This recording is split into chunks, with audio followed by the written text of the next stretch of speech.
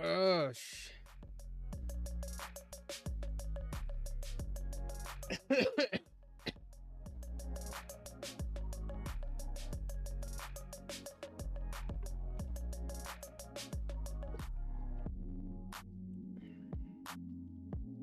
hello, hello, hello.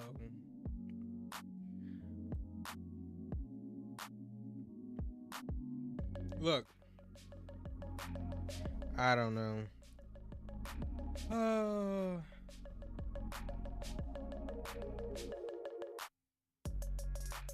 look, I'm sorry that I'm so late today, and I wasn't on yesterday. What didn't? Oh yeah, I didn't get on yesterday, but I did post a video. If you want to go check that out. But yesterday, I just got up way too late. Yeah, I was like, man, I don't feel like streaming today, so I just edited a video and did that. Today, I was up very early, but the problem with that, I only got a few hours of sleep today. Well, I would say that. Because I went to bed yesterday night around like 11, 12, something like that. But then I woke up like 3 something in the morning, like 4 in the morning. So I stayed up and tried to stay up all day. Yeah, that didn't work out. Kind of took like a nap, I guess. That's pretty much how that went, and I still kind of feel kind of tired.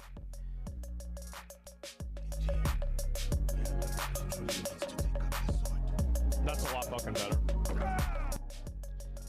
But I want to play a few games, right? We're gonna try out Assassin's Creed today, but before that, we're gonna try out the fuck. We're gonna try out Dead. What is this? Dead Zone Rogue demo. Try that out. Because I know that's only a demo, so that's not going to be that long, right?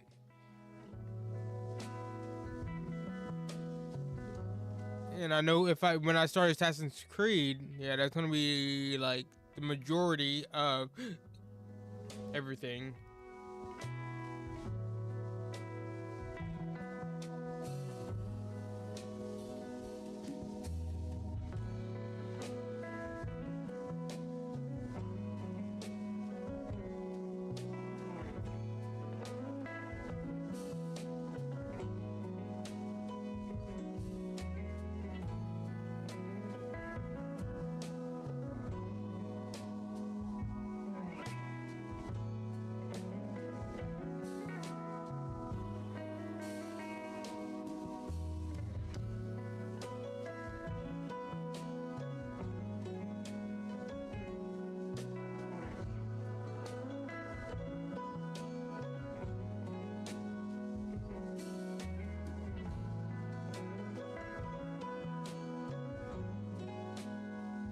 All right, let's see what we can react to today. So I think I have watch later. Let's see what we have in here. We have this like 10 minutes. This is like a 30-minute video.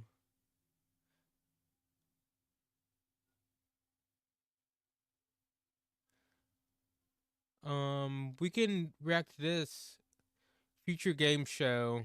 I kind of watched some of it already. Future Game Show Spring Showcase 2025. Let's watch a little bit of this, right?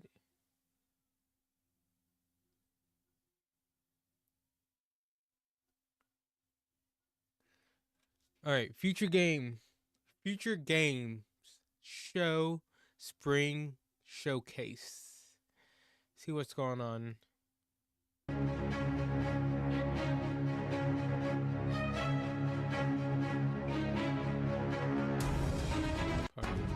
Gentlemen, please welcome your hosts of the Future Game Show Spring Showcase, Jennifer English and Nolan North. Hello everybody and welcome to the Future Game Show Spring Showcase.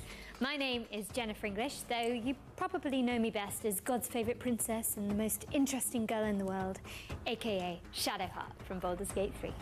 It's a pleasure to be here in this, how would you describe it?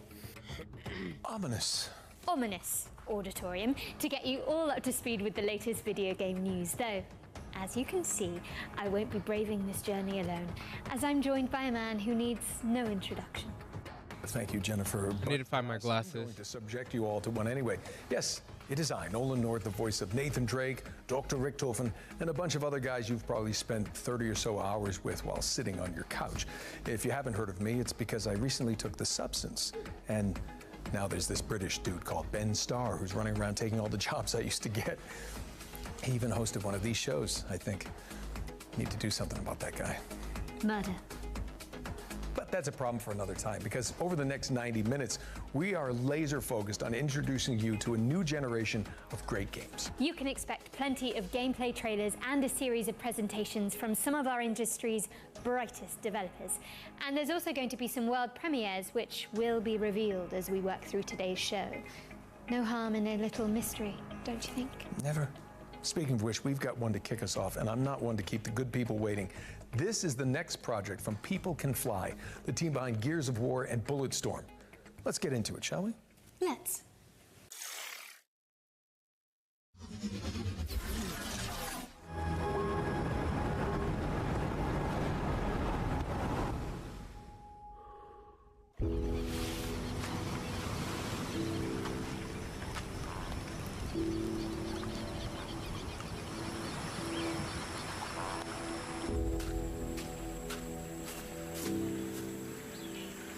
Hey, what is this? Some kind of survival game?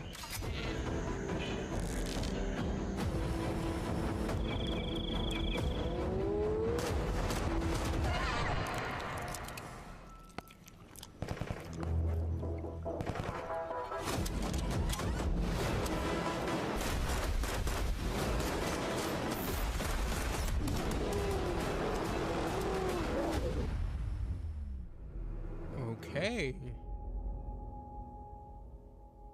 Lost Rift. Okay. Okay, now we're cooking. That was your first look at Lost Rift, which is coming to Steam Early Access later this year. But you can wishlist it right now and join the Lost Rift Discord for more information. Now, Jen, I feel like you'll have something to say about this next trailer. Yes, this one is quite special to me. We've got a new trailer for Clair Obscur Expedition 33, and it's all about... I really want to play this game so bad. I don't know about you all, but this game looks so good. Behind me.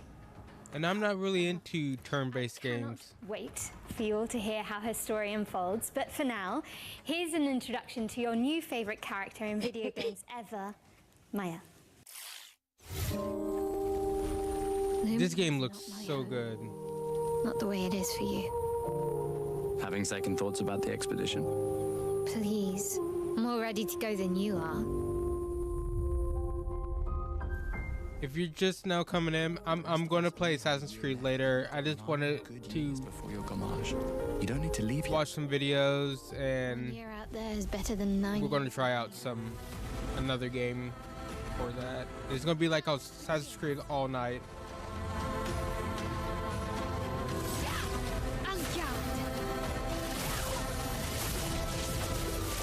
She's got a mime outfit.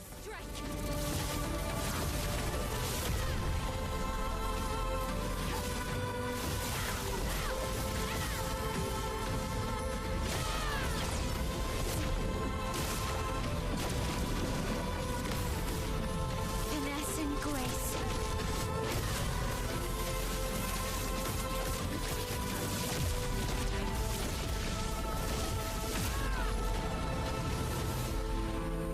How can you keep going like nothing happened? Man, that looks so good.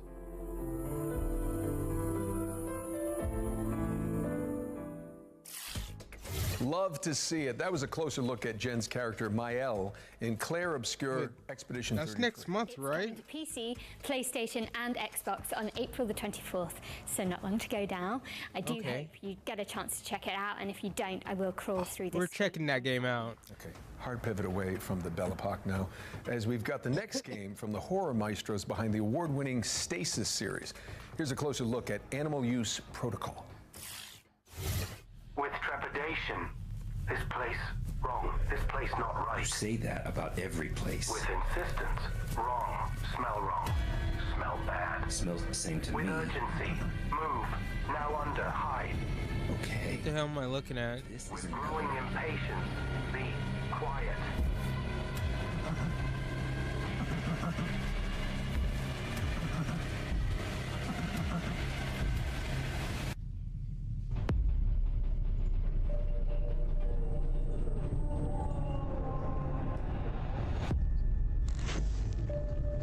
Okay.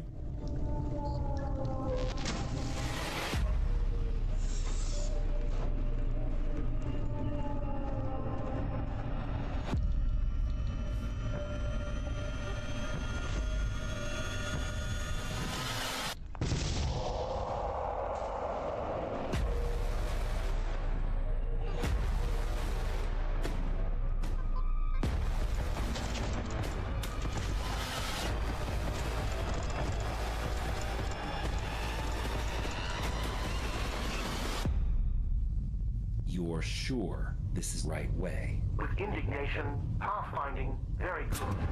Better than smelly hate. Better than run, run, run. Paralyzed terror. Smelly hate, run. Run, run, run, run. Okay.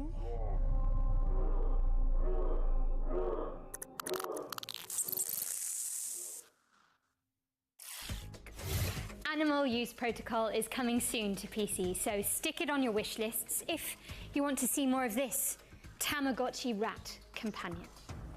Now, as we learned earlier this year, Capcom's cult classic samurai series Onimusha is making a major comeback. And thankfully, for those of us who want to gosh, catch give up, me- there's a remaster of Onimusha 2 Samurai's Destiny on the horizon. Here's an inside look from the game's developers with a focus on Hell Mode, a brand new one-hit kill difficulty setting for the masochists among us. I'm definitely going to play the first two. This one and the first one before the new one comes out. Because you can get the remaster of the first one on PC. I played all of them already. Onimusha 1, 2, 3. The fourth one, Dawn of Dreams. Hard difficulty mode. All it takes is one hit from any enemy and you'll die instantly. So it's not for the faint of heart. I haven't been able to complete it myself yet, What? but some members of the staff have been able to pull it off. So I hope everyone tries it out to see if they can get through it.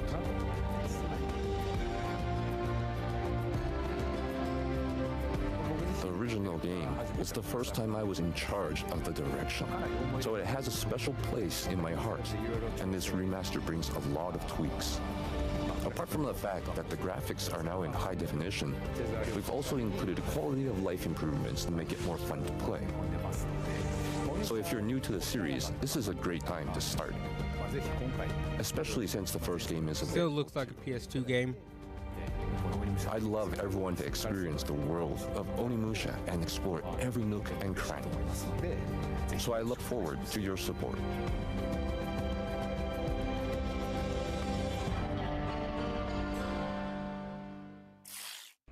Capcom's remaster of Onimusha 2 Samurai's Destiny is coming to PC and consoles on May 23rd, later this year. Don't miss it. Our next game is Nitrogen Omega, a turn-based tactical RPG, ooh, my favorite, where you control a mech full of mercenaries. Let's take a look.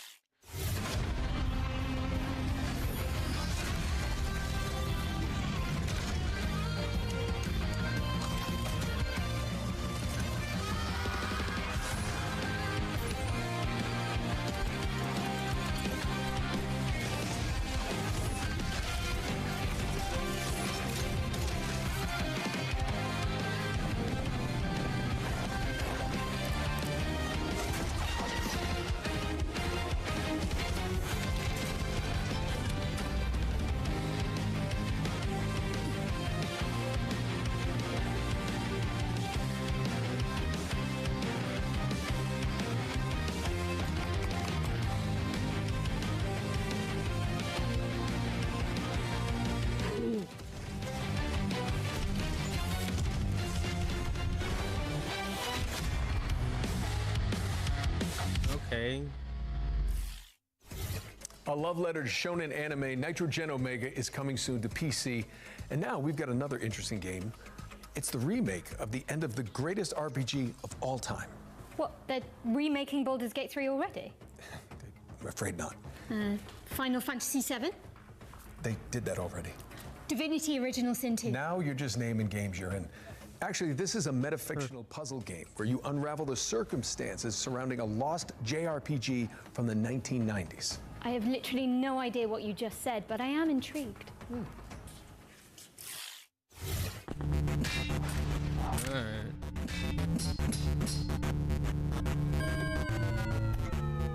Hi, I'm Lucas Emmanuel. And I'm Jacob Dominic. And we're two members of CoinDrop Games, making the remake of the end of the greatest RPG of all time. Remake of the end of the greatest RPG of all time is a faithful recreation of the last hour of everyone's favorite RPG. You know, that one we all know.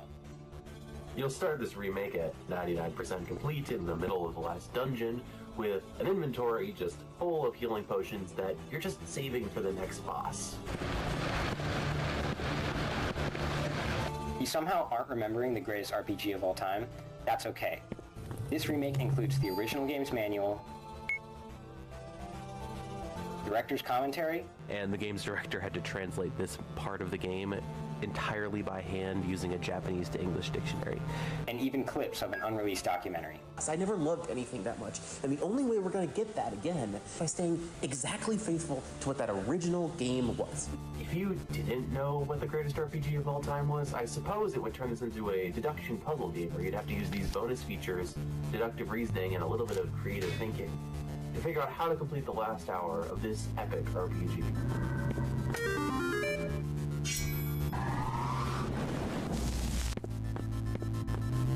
Be for real. Who hasn't heard of...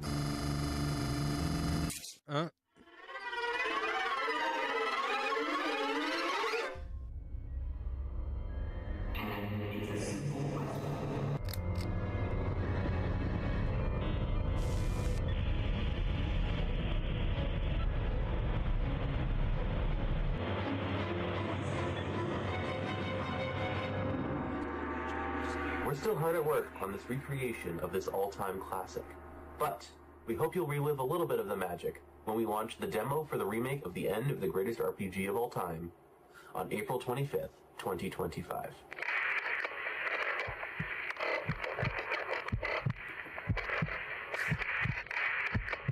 Wish list now. The remake of the end of the greatest RPG of all time, yes, that is the title, lands on PC later this year, with a demo launching on April the 25th. Now, I think we've got another world premiere up next. Yes, we do. World this was an isometric premiere survival game based on a comic by Kyle Starks. I hate this place. Well, you can leave whenever you like. Okay, see ya. No, it's actually... Never mind, just roll the trailer. I get it. Yeah. World premiere.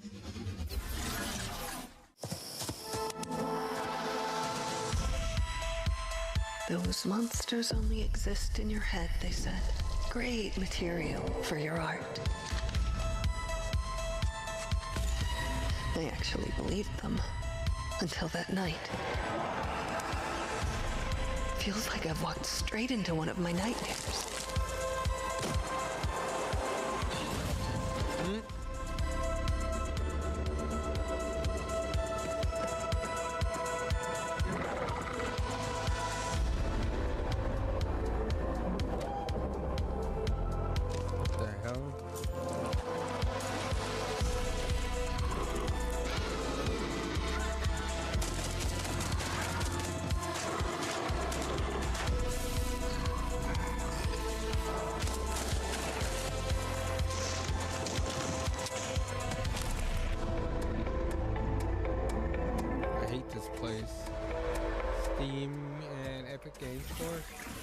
I hate this place. It's coming later this year, but in the meantime, I like the style of it. Doesn't look bad. On a puzzle platformer where you tangle with the strings of fate. Here's the release date trailer for Once Upon a Puppet.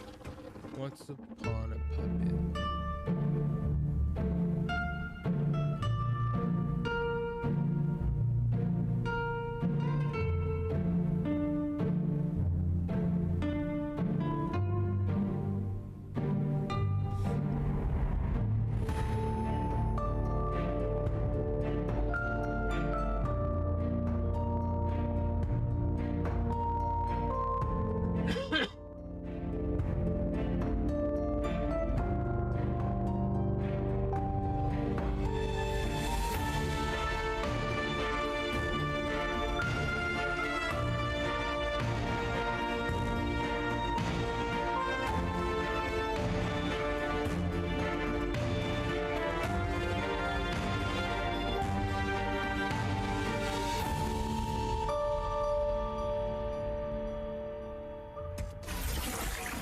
Cute and creepy. That was Once Upon a Puppet, which is coming to PC and consoles on April 23rd.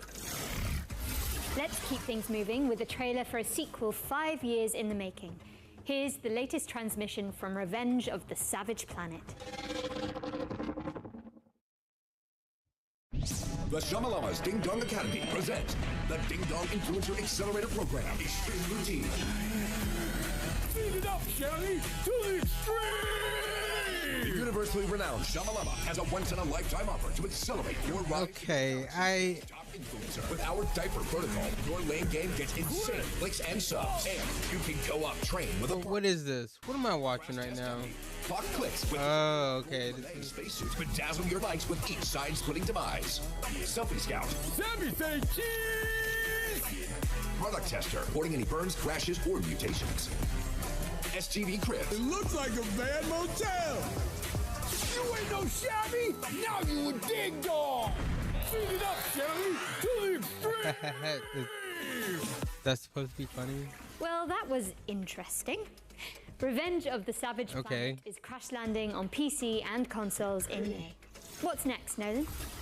This is Anaya, Life After Gods, an action platformer where you chart the ruins of an alien civilization. She looks cool. I like the character design. But I'm not really into the platformers.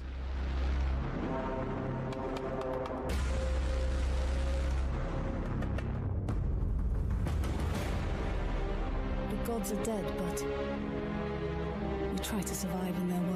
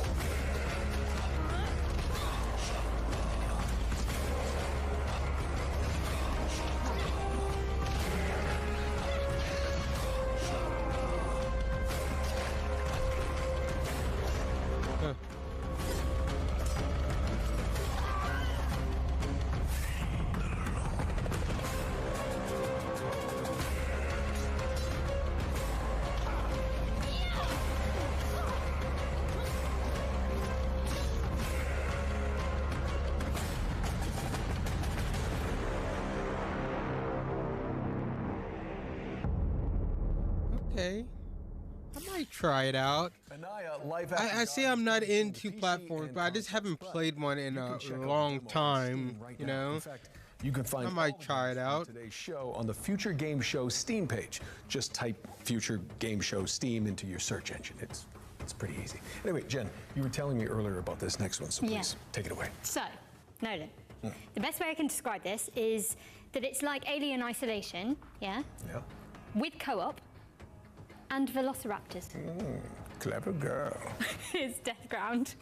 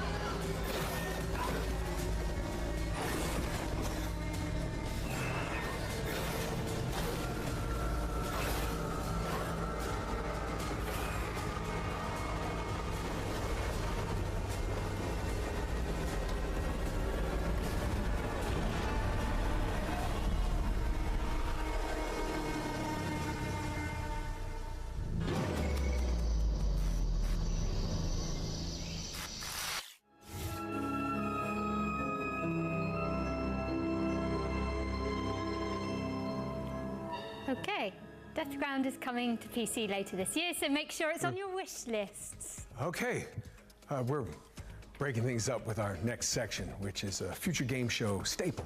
Every show, we pull focus onto 3 particular games that we consider, us two mainly, ones to watch in 2025. And first up, we've got Kingmakers, the anachronistic siege simulator where you drive pickup trucks through cavalry fields in medieval England.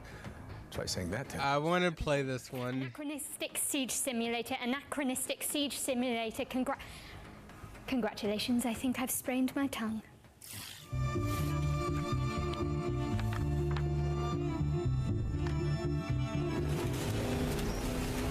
This just looks wild.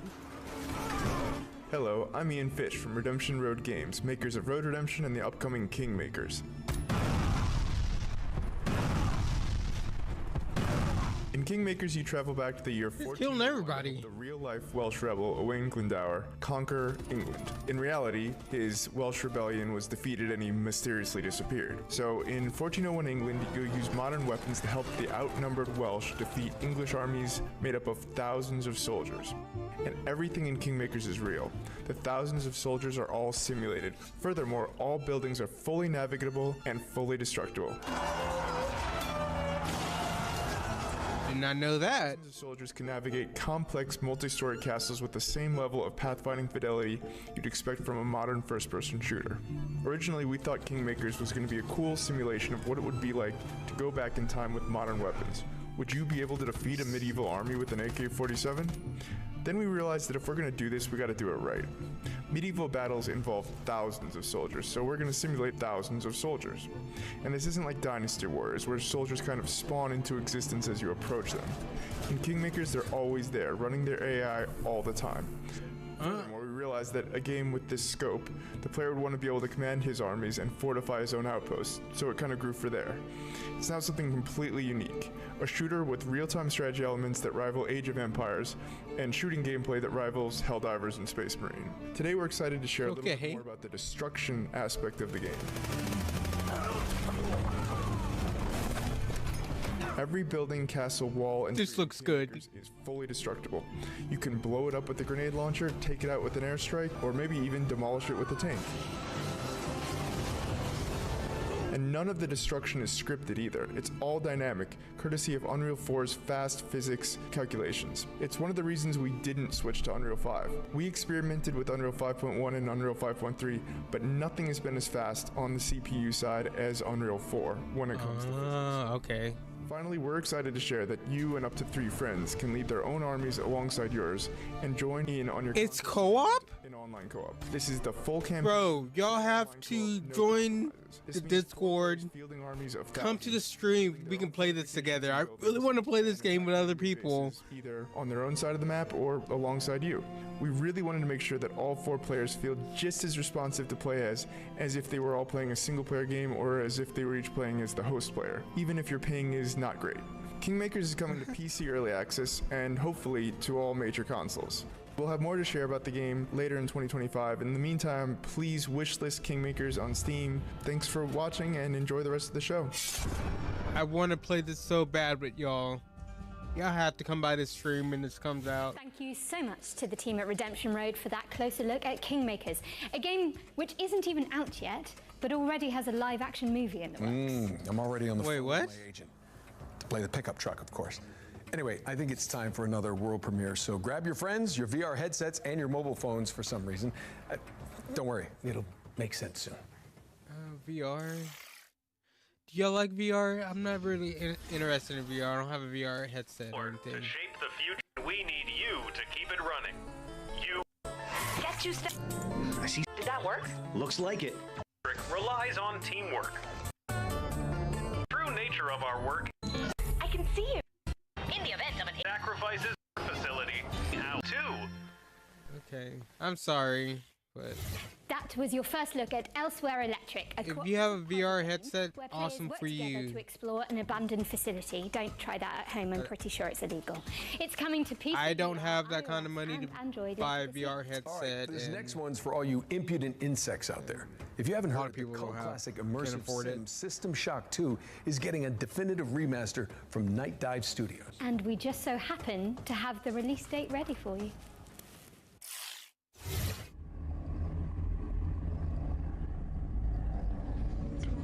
Your time is running out. This place is a womb where we grow our future. Your weapons fail. Your ammunition runs low. And you've yet to see our most beautiful creation. All you have is your hatred and your individuality. Now don't you wish you joined us? Would you then feel so alone?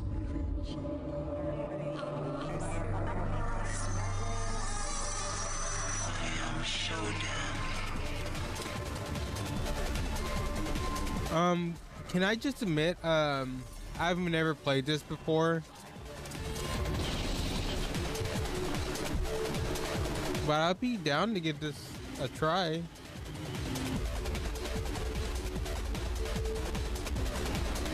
System Shock, right?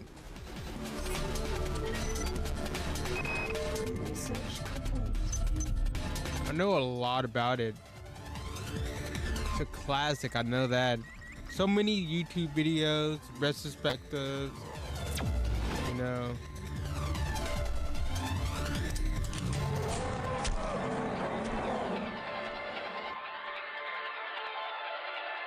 System Shock 2. Oh, that's the second one?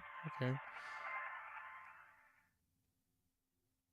we really gonna give it a try? You heard it here first, folks. The System Shock 2 25th Anniversary Remaster launches on June 26th, 2025. And speaking of good old games, you may have heard about the recently launched preservation program from our friends at GOG. It's a commitment from one of the industry's foremost digital storefronts to maintain and preserve classic video games for future generations. A noble pursuit indeed. System Shock 2 is already part of the program alongside other golden oldies like Alpha Protocol and SWAT 4, both of which I was in, by the way. So, thanks, guys. For the Spring Showcase, we've partnered with GOG to reveal some more titles that are coming to the program. Who knows? Maybe one of your nostalgic Support GOG. will pop up. GOG. Probably. Sentence. Hello, my friend. Or quick glimpse to awaken that emotion. A warm feeling that brings back all the memories of times when all the problems didn't matter. It was just you as a superhero, fighter, racer, knight, waiting to conquer the world. Games are part of you, us. They're a part of culture, part of what makes us human. Without preservation, all the emotions, creativity, stories, and innovations behind them risk being lost forever. How can we ensure everyone can play games today, tomorrow? I grew up playing games.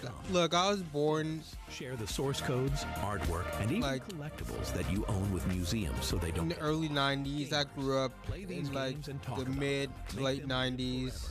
Vote and share. I had an older brother that was like 9 years older than me, so GOG preservation. no, I games within the program. as soon as I could pick up a controller or something and play, I've been playing games. Future-proofed more than 100 times. Like I said, like since like the Happy to say that mid to late 90s. program is expanding with even more titles. I could not imagine not being a gamer. GOG.com.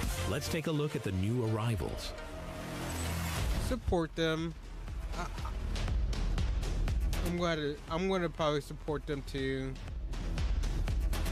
if I can, and if you can, try. Program library. We've also collaborated with FGS. Where's Jennifer? Series of back.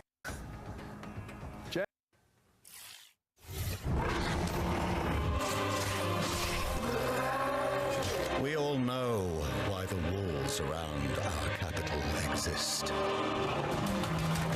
This world fell to the forces of darkness.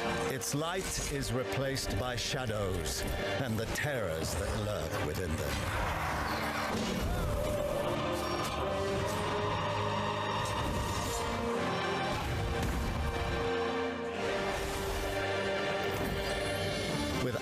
faith in the Divine One and the power he bestows on me, can we thrive in a corrupt world.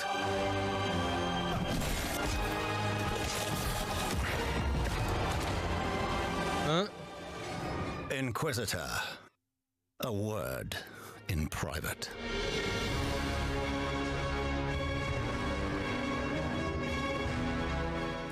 Okay, the combat looks cool. Welcome, everyone, and congratulations for being exactly where you want to be, here at Dutch's Razzle Dazzle Dream Hotel. We got everything you need up here in the clouds. Buy a slice of paradise, cryptocurrency allowed.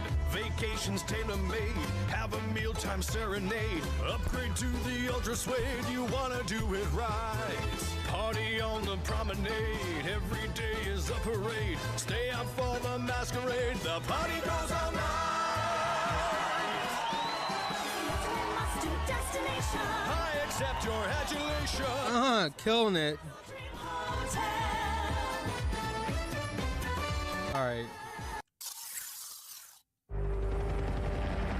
Let's get to the good stuff. We're...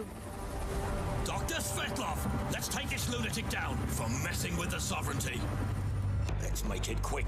We're on the clock here.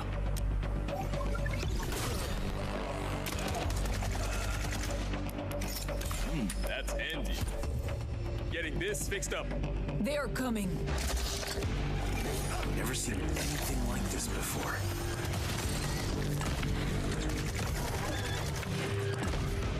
Svetlov's planning something big. If we're lucky, he'll show himself.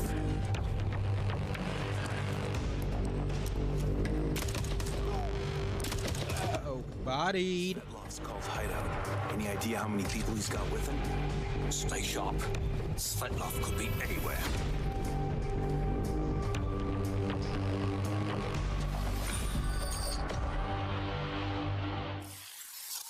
Okay. Okay.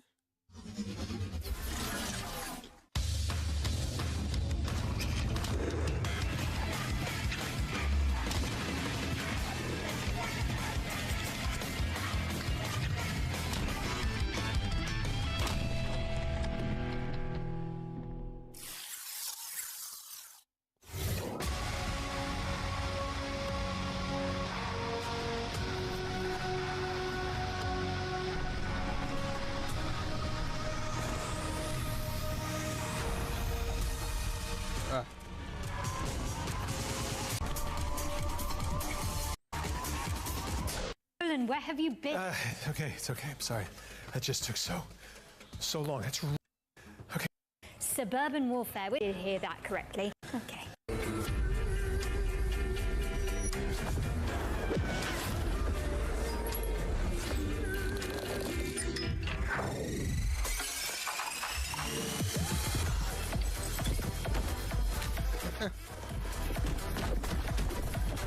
Huh?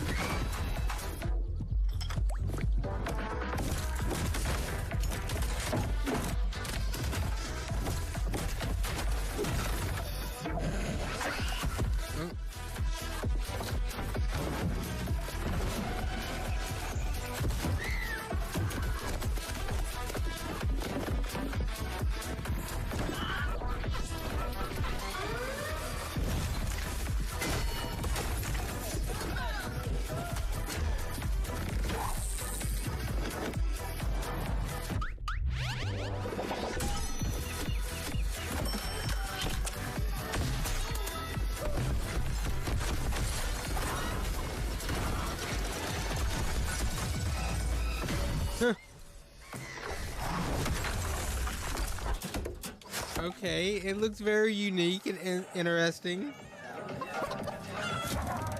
Oh, I will be willing to give this game a try for a stream. Your property boundaries in Neighbors Suburban Warfare, which is launching in early access on April 17th. We've got a developer presentation. Community of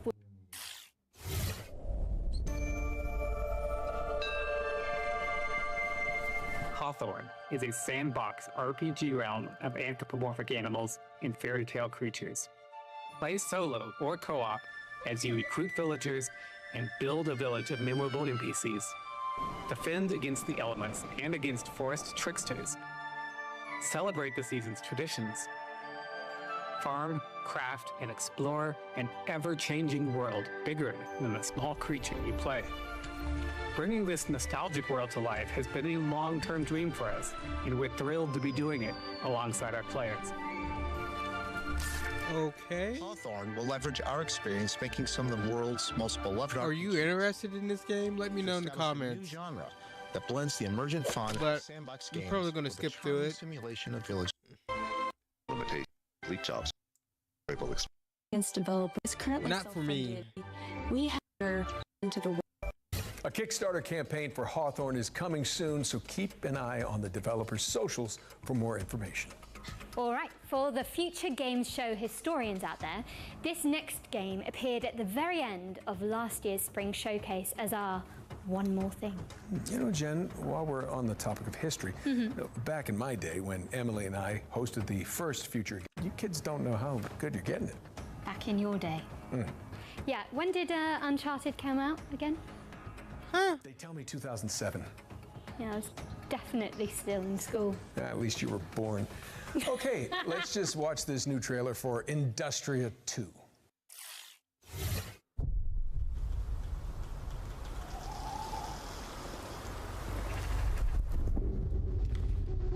I have no clue what I'm looking at. This is my first time watching the Future Games Show.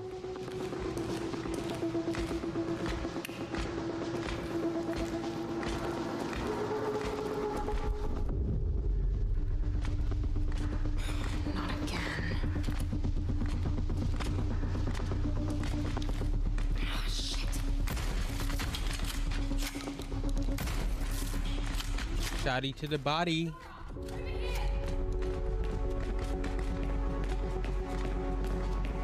Grab my hand.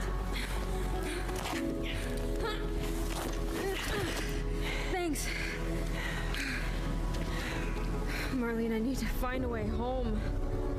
I'm just as stranded as you. God damn it.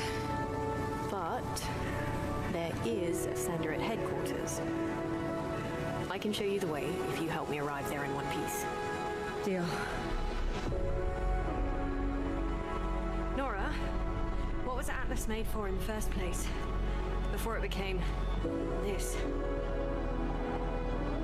It was a sorting algorithm meant to scrape the universe base layer for data.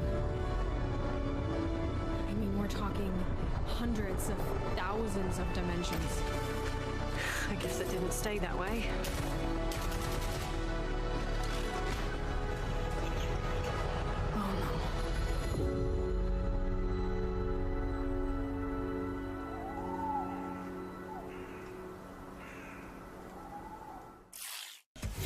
Defy an insatiable artificial intelligence in Industria 2, which is coming soon to PC. Another world premiere now, and this one has a little historical kick to it. As well as some zombies, because why not?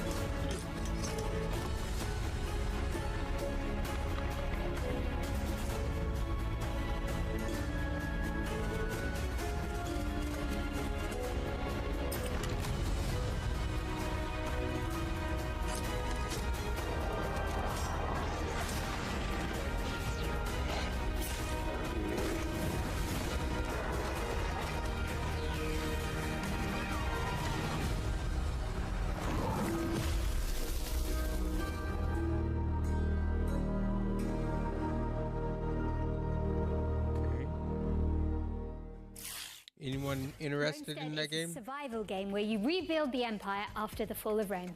It's coming soon, but you can sign up for the closed alpha at romestead.com.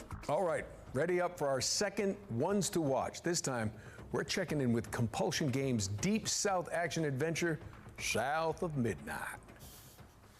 Uh-oh, South of Midnight.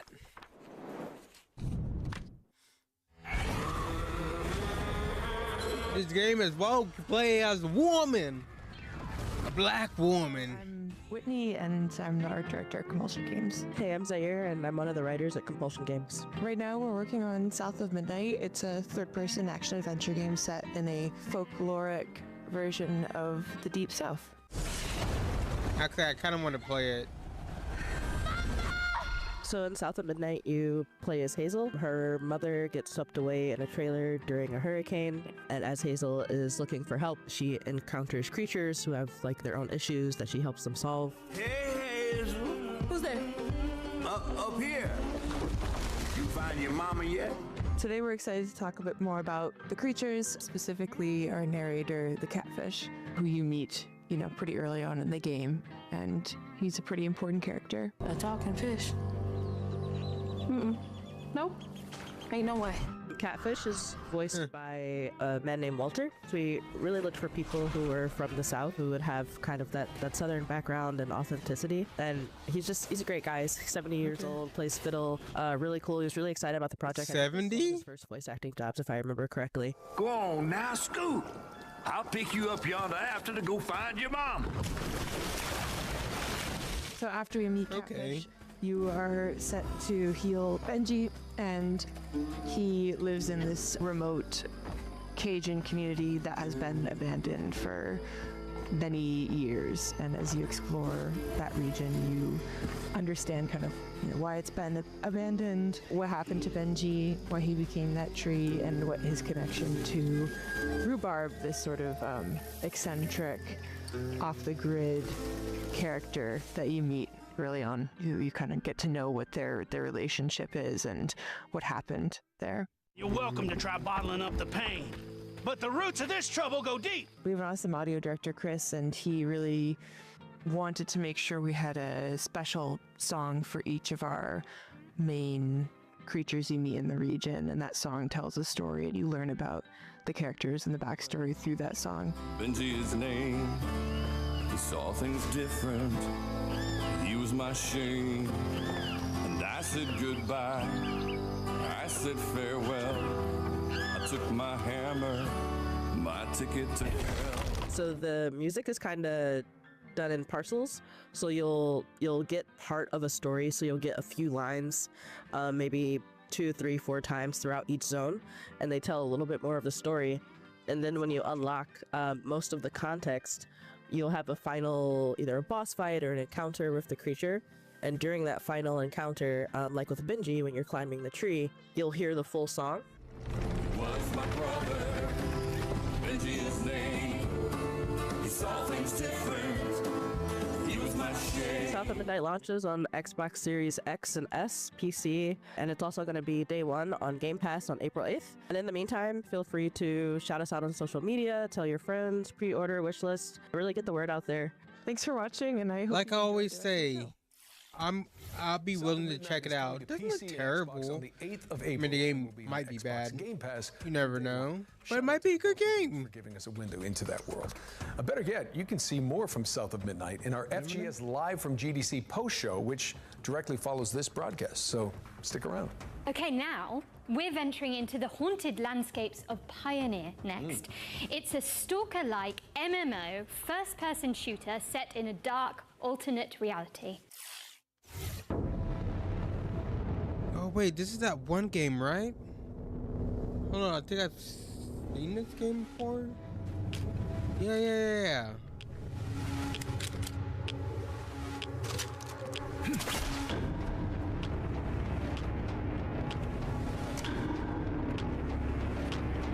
Invaders flee. We will create a new world of the ruins of the old one, as the great raven bestowed. We have wanted it to end this way. We offer our sincere condolences.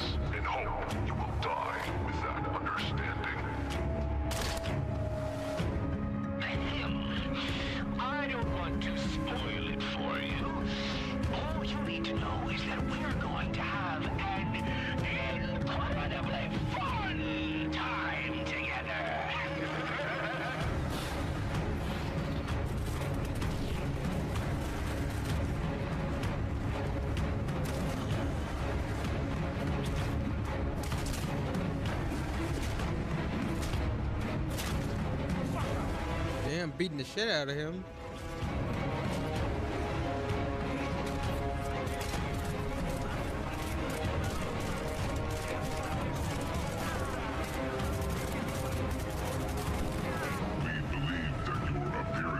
Was a mistake, and we'll continue to monitor you and progress. Your actions are rapidly changing the course of events, and the general vector of changes is close to our worldview. But here everything is strange. Our informant is weird. Our enemies are weird. The same goes for you too. Looks okay. That was gameplay for the incredible-looking Pioneer, which is looks okay. What do you think? What have we got next, Jennifer? Well, we're taking a trip to 19th century Brazil to check out a cell-shaded roguelike called Hellclock.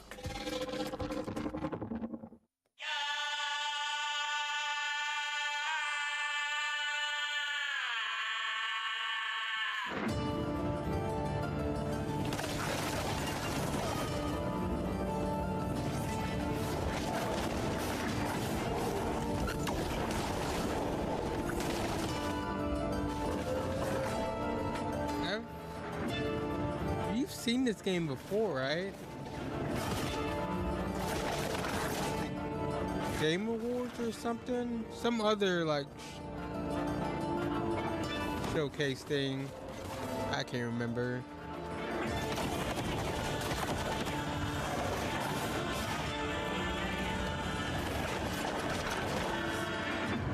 I watched so many of these things I can't remember demo. Let's try it out one of these days. Set your alarms because Hellclock is coming soon to PC. There's also a demo available on Steam, so go check it out. We have so many games to try out. A completely different game, one that asks you to be the MVP in PvP vehicular combat. Oh man. Nolan, did I say that right? I have no idea. Anyway, here's Rivals Hover League.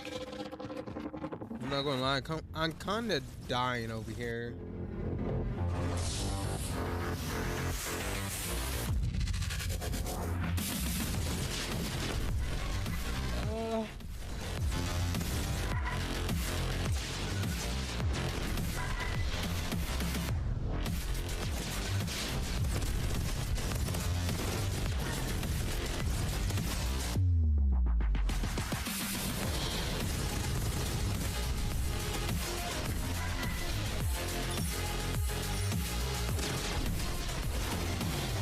This looks interesting. It reminds me of Twisted Metal, kind of mixed with Rocket League. It's like Rocket League and Twisted Metal had a baby. I like it. We have to try that game out. I want to try that. Rivals Hover League is coming soon, but you can check out the alpha test on Steam. Rival Hover League. Scary, I think. Nolan? Yes, indeed. Let me introduce you all to Finding Frankie, a haunted parkour game show starring a cavalcade of creepy animatronics. Here's the latest from the game's developers. Welcome back, lucky contestant. Let's catch you up to speed on what's been going on. This reminds me of that one horror game I played for Halloween. Poppy? Poppy's Playtime? Quick update for you, lucky contestant. The other contestants have mysteriously died. Not sure how that happened, but oh well. You're still there. Over 3 stories of action-packed parkour obstacle courses. Authorities have discovered 3 dead bodies on the premise of Frankie's Parkour Palace. This is going to be a game show you won't ever forget. The only reason the West Pub decided to keep you around is because you're boosting the ratings. Our viewers are entertained. We aren't going bankrupt, and this isn't our last game show.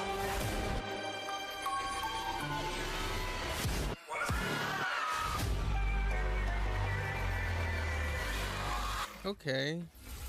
Watch your step when Finding Frankie comes to consoles on April 15th. Moving swiftly away from that terrifying image, I might got a special update pick that from game up, but that'd be a Halloween game. beloved medieval warfare simulator, Mount and Blade 2, Bannerlord.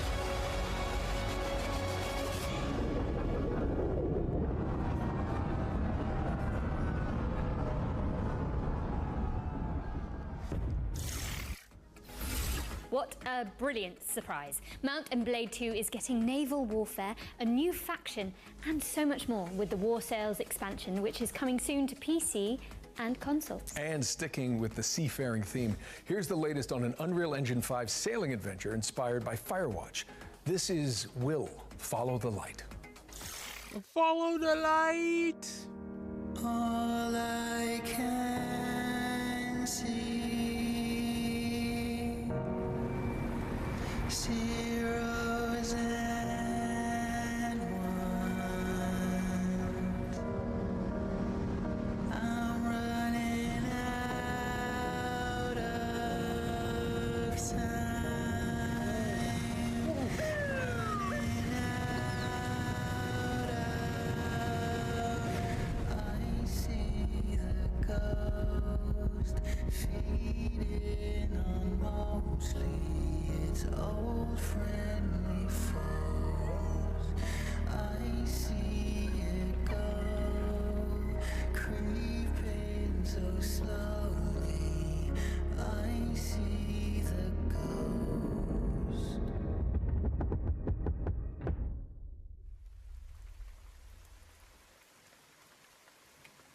I will find you, wherever you are.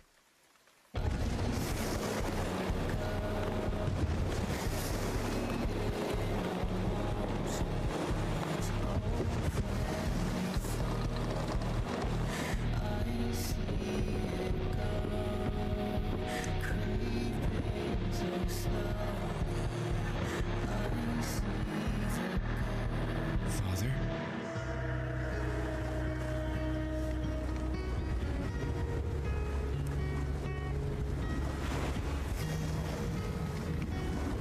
Steam, Xbox Series X and S. Will Follow the Light is coming in 2025 to PC, Xbox, and PlayStation. What have you got for us next, Nolan North? Well, how about a post-Ragnarok survival game? Okay, here's the developers of Cloudheim, Noodlecat Games, to give us the inside scoop.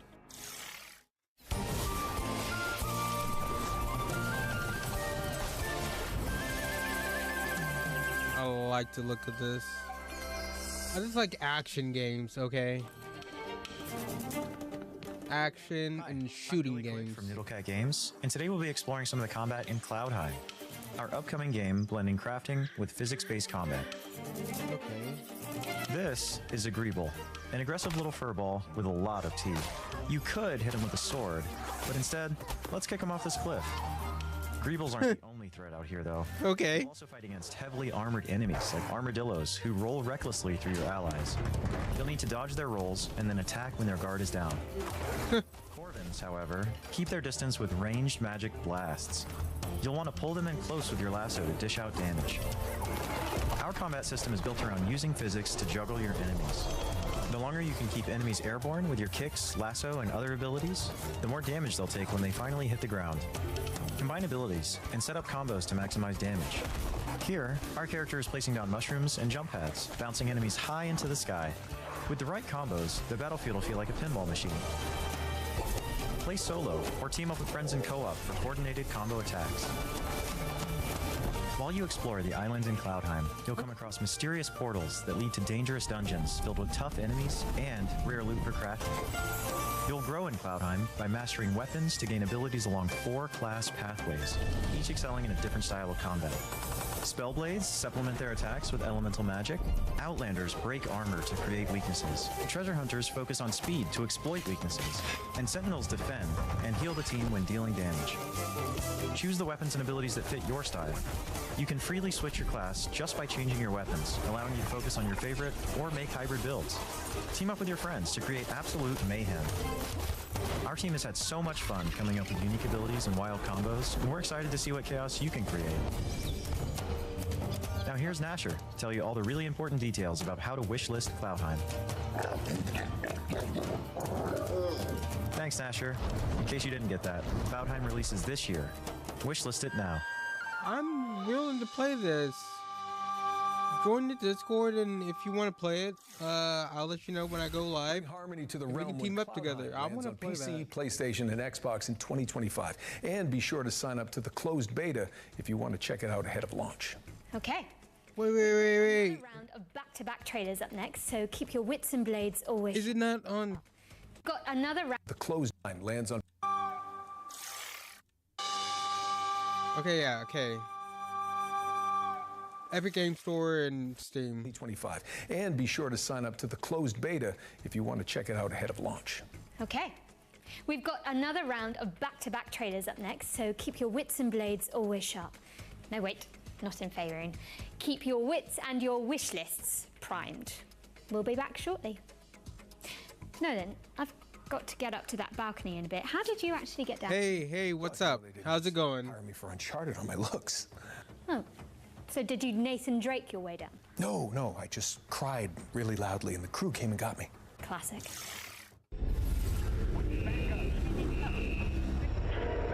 You trying to get me right?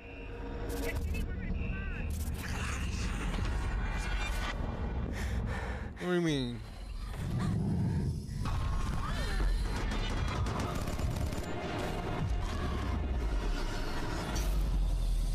I was wondering. Welcome to Section 13, a top-down roguelike shooter where an interdimensional outbreak is just another day at the office. Are you a gift card? Operating from the shadows, S2P is a globe-spanning paranormal research organization. I don't know. I have to and study things that go bump in the night.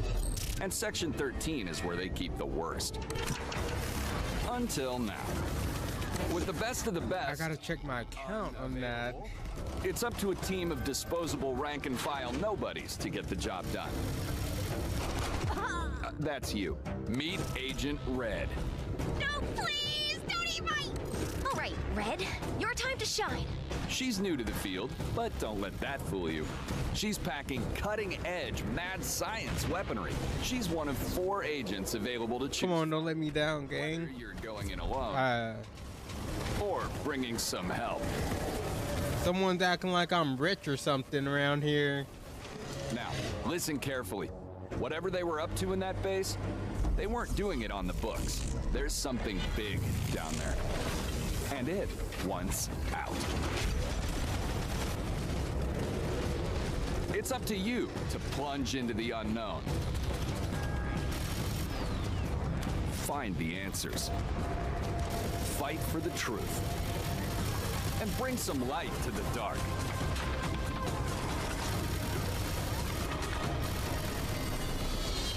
I'll be lying if I said I didn't think you were rich. Yeah, no, I'm not rich at all. Welcome, bandits from all over the world. We are Bandit Trap, a home security company, and our new line of home defense. Maybe one day I can. So we're calling on. I'll be making decent money, and I can give out gift cards and all kinds of other stuff to whoever. Your objective, but I can barely afford to eat sometimes. And escape from the robotic hands of our trapper. Shit, I can't even pay my rent right now.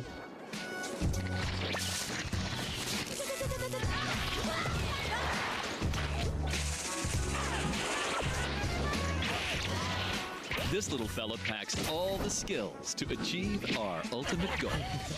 No, I don't even have that. I don't even have that for myself. All over the world.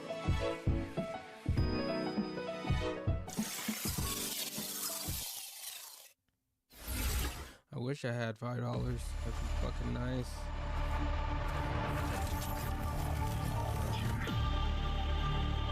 These rings show thousands of cities. Oh, this game looks pretty cool. Future inhabitants of Eden.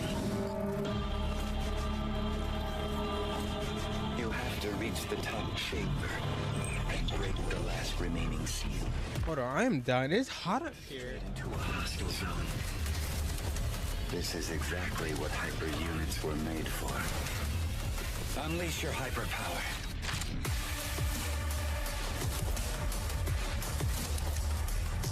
My body is like, I don't know, man. You know you want to. In the name of duty, courage, and truth, I will protect the citizens. This looks pretty cool.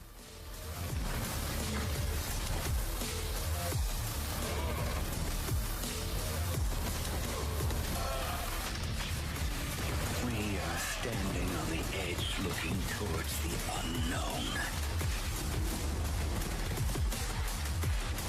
See you on the other side.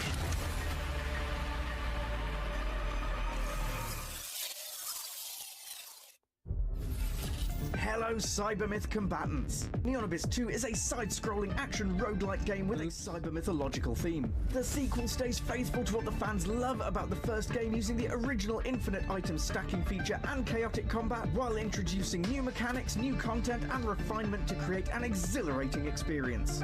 Finally, you can get hands-on with Neon Abyss 2 yourself with our single-player open playtest, which is available right now.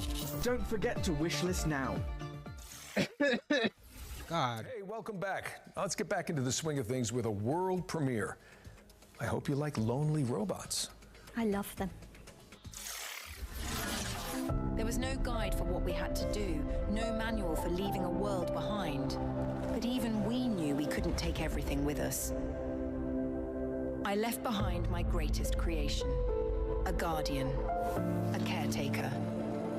Its hands shaped to nurture, its heart programmed to protect. It works tirelessly now, crafting vessels from the bones of a broken world, sending sparks of life into the void. Why does the sun go on shining? Fuck me. Why does the sea rush to shore?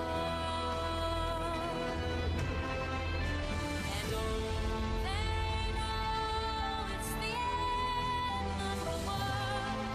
It ended when you said. Oh my gosh, is that SpaceX?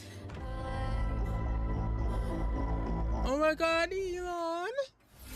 The Last Caretaker is a survival game where you bring humanity back from the brink of extinction. No pressure, I guess. It's coming soon to PC. Now let's move on and introduce you all to Into the Dead, Our Darkest Days. It's a side-scrolling survival game set in a Texas city devastated by a zombie outbreak, plus an economic crisis and a scorching heat wave for good measure. Now, stinky zombies I can handle, but hot weather, I'm British. Absolutely not. Capture, swallow me down.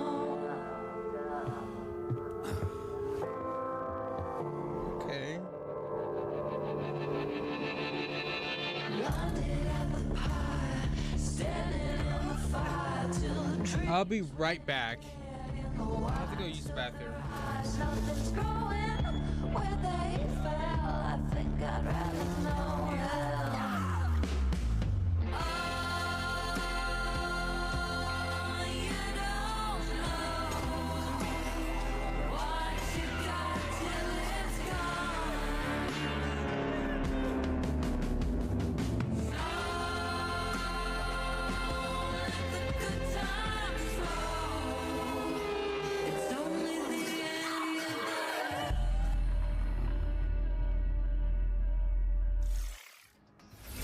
the Into the Dead, Our Darkest Days launches into early access on April 9th, which is just mere weeks away, people. Get excited, but please try to enjoy each game equally.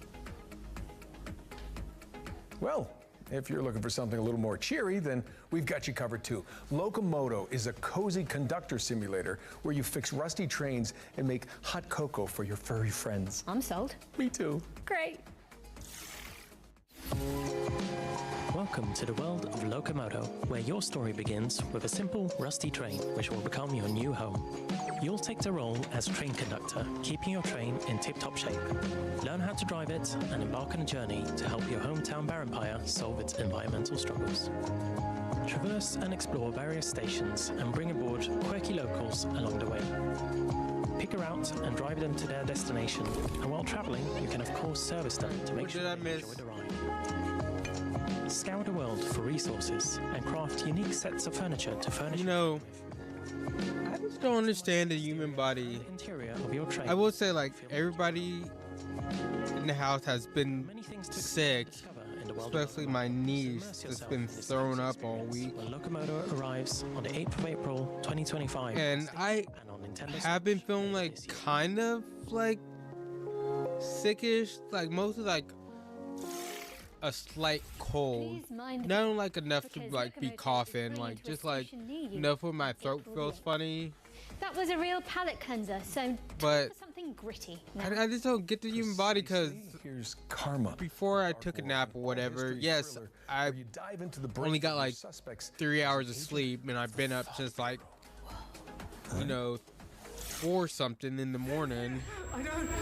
But I felt fine when I lay down, and when I got back up, I felt worse. Of a memory is the absolute truth. You don't get. It's like your body is like, yeah, since we're asleep, we're not going to try to fight anything. We're good. Hell is this? I don't want to wait. Okay, I don't want to wait. Given it some serious Karma is bitch. Oh, here. Make us the people today.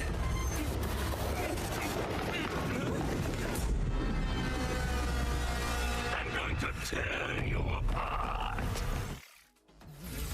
Unravel the truth in Karma, the Dark World, which lands on PC and PS5 on March the 27th, which is exactly 1 week from now.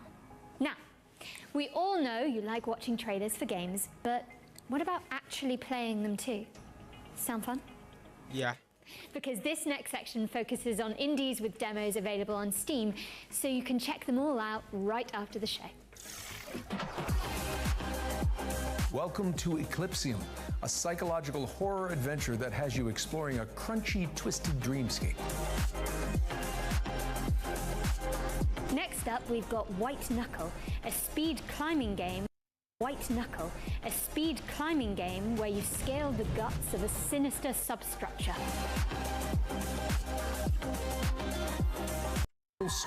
Paper Sky. Try. And finally, this is Artist Impact, a story-rich, turn-based RPG that blends pixels to play montage. And the best way you can try those future game show on Steam. I know we harp on about wish listing a lot, but it is an important visibility signal for games in development, and every little bit helps. Indeed. We're switching back into trailer mode now with another world premiere. This one's an exciting adaptation of a popular board game.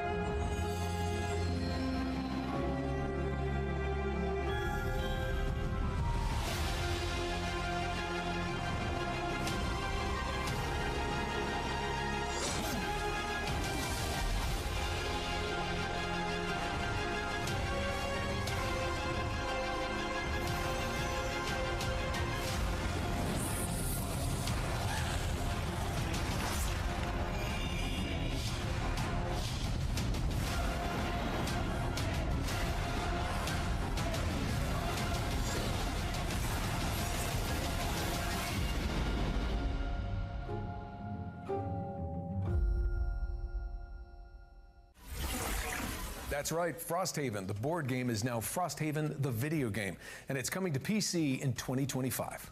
This next game fulfills a lifelong dream of mine, to be a sheep wielding a great sword in a world run by wolves.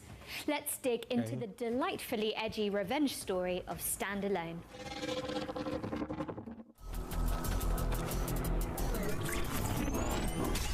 We'll watch a few seconds of this.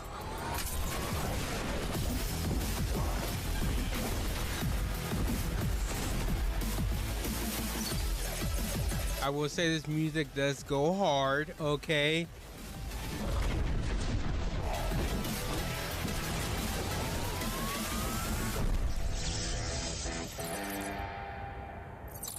Oh, okay, no, looking that long. Stand Alone is coming to Steam in summer 2025. Sweet. Okay, let's keep it rolling with the latest trailer from Mecha Break, a lightning-fast armored brawl. Woo! Mecha Break! I like this game. If you haven't played Mecha Break, I think they have a demo on Steam still. I'm not sure. I don't know if you can still play it or not, but check it out. If you like mech games, this is good.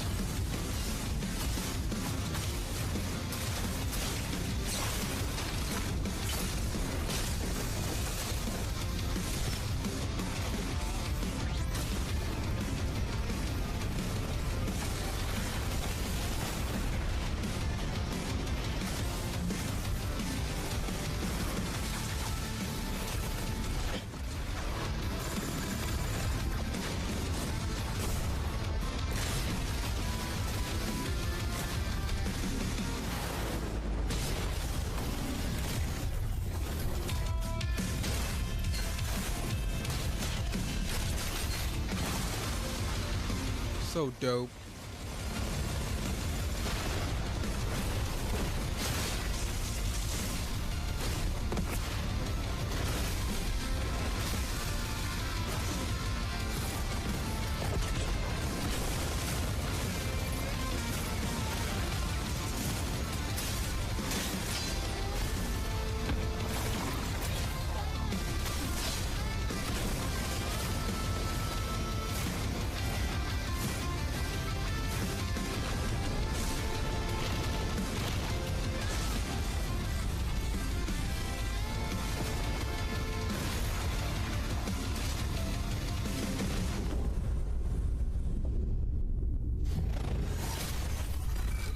It's really good. If you haven't played it, check it out. Break is boosting its way into your rotation later this year. Now, I haven't played like Armored Core or anything like that, so I don't know how it compares to a bunch of exciting games in a game like that. Here's a double But feature from I will say, Prodigious.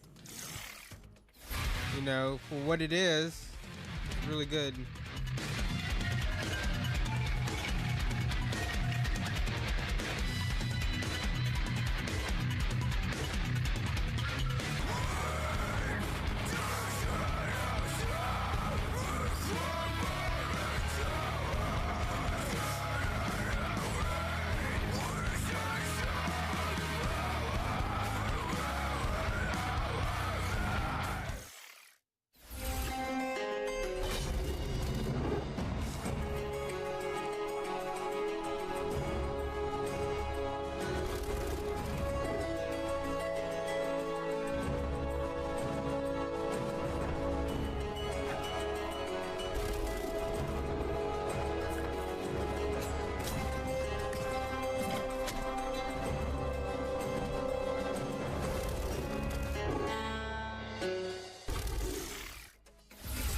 Fretless, The Wrath of Riften, and Crown Gambit are both coming to PC in 2025.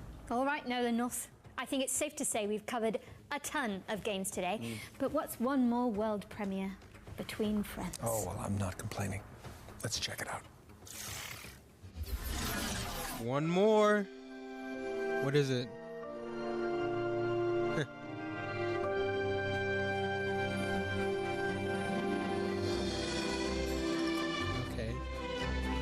That beginning looked like a Saturday morning cartoon. I don't mind.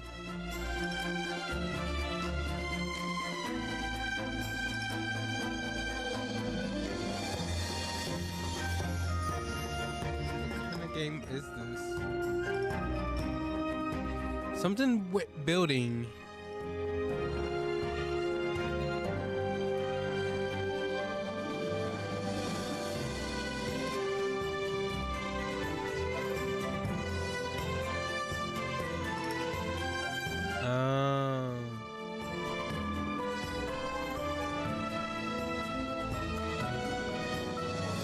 Not my type of game. I don't know if y'all are interested in this kind of game. Let me know in the comments if y'all play this type of game. And if you want to see me give it a try, I'll give it a try. I'm always interested to give games a try, even if it's not my type of genre.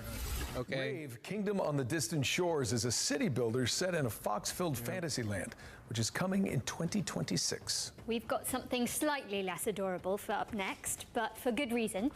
Our final ones to watch deep dive tackles the next spine-chilling game from Tarsier Studios, the minds behind Little Nightmares. Prepare yourself, because it's time for a closer look at the claustrophobic world of Reanimal.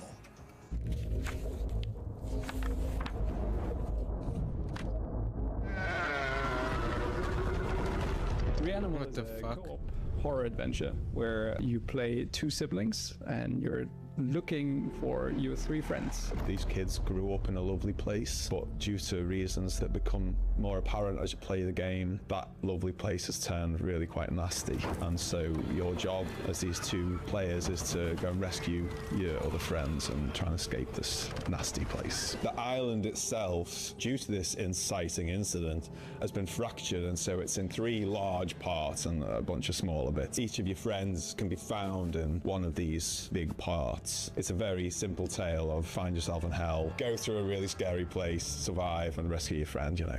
It's a tale as old as time. Like, we really love seeing people go with us and just go the extra mile and find all those secrets and all these things and put it all together and come up with their theory, right? So I feel like if we give away too much up front, everybody loses. We definitely give players more this time round than in previous games, but still it's nice to keep a little bit back so you can kind of meet in the middle and see what people make of what you've given them and all that. It's definitely a co-op game. You're together solving various like little, maybe puzzles is almost too much of a word there, but you're overcoming different obstacles in the world and survive various things we pitch against you together, right? So it's about the two players finding ways to survive and rescuing their friends, really, like we said before. It looks so creepy.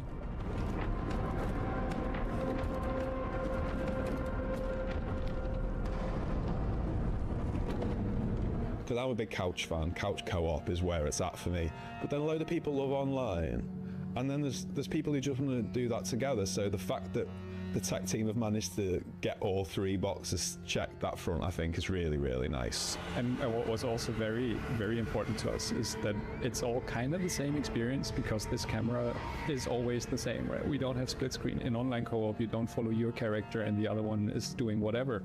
It's always being together as the two characters. And yeah, like Mer said from the beginning, like scared together. That was one of the pillars, and I feel like this camera is kind of essential to pulling that off. People have played our previous games together anyway, whether they was co-op or not. That made that decision feel quite a natural one. That like, people want this, and you know, let's do it. This is gonna be fun, you know. Whenever we put something in the game, we are trying to make sure it doesn't get boring. It's something new. One thing we're really trying not to do is to give you the same thing over and over and over and just work based on a recipe. But instead, we're really questioning ourselves: is this unique within the game, right? I'm not saying unique across all games, but trying to give the player something fresh within the experience that we're crafting, and then hopefully that leads to something that people actually enjoy. Hope you enjoyed that behind the scenes look at Reanimal. Wishes us, and more info is coming soon. Reanimal is coming soon to PC, PlayStation, and Xbox, so get that thing on your wish list. Now, what have we got next for the good people, Jennifer? Okay, Nolan. So it's no secret here that at the Future Game Show, we're huge fans of Remedy Entertainment and their eerie, curiously entangled universe of games such as Control and Alan Wake. And last year, the studio revealed a spin-off to Control called FBC Firebreak, a session-based co-op shooter where you tackle anomaly-busting jobs in the non-Euclidean confines of the oldest house. If you've been anticipating this one, so have we. And good news, we're delighted to share the first gameplay trailer for FBC Firebreak, which will give you a taste of what to expect when the game launches later this year. Let's take a look.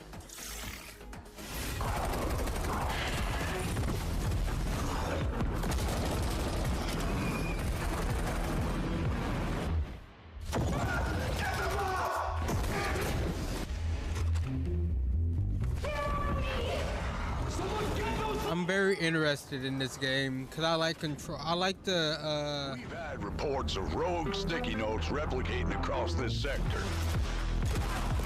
If you don't cut back, I can't remember the name of this developer, but like Control, Alan Wake, and stuff like that. I love the. Well, I haven't played Alan Wake, but I played like their Max Payne games and Control. I love Control. I really do. Control is one of my favorite games. Just the storytelling, the gameplay is good. Now I want to play Alan Wake. Let me know in the comments if you're interested in that. Ain't something useful, but it'll probably attract a lot of. If you want me to see me play Alan Wake, never mind. 1 and 2. You sure kicked the nest. There's hiss all over you. Stand back! Piggy's coming out! You gotta shoot him off me! Huh.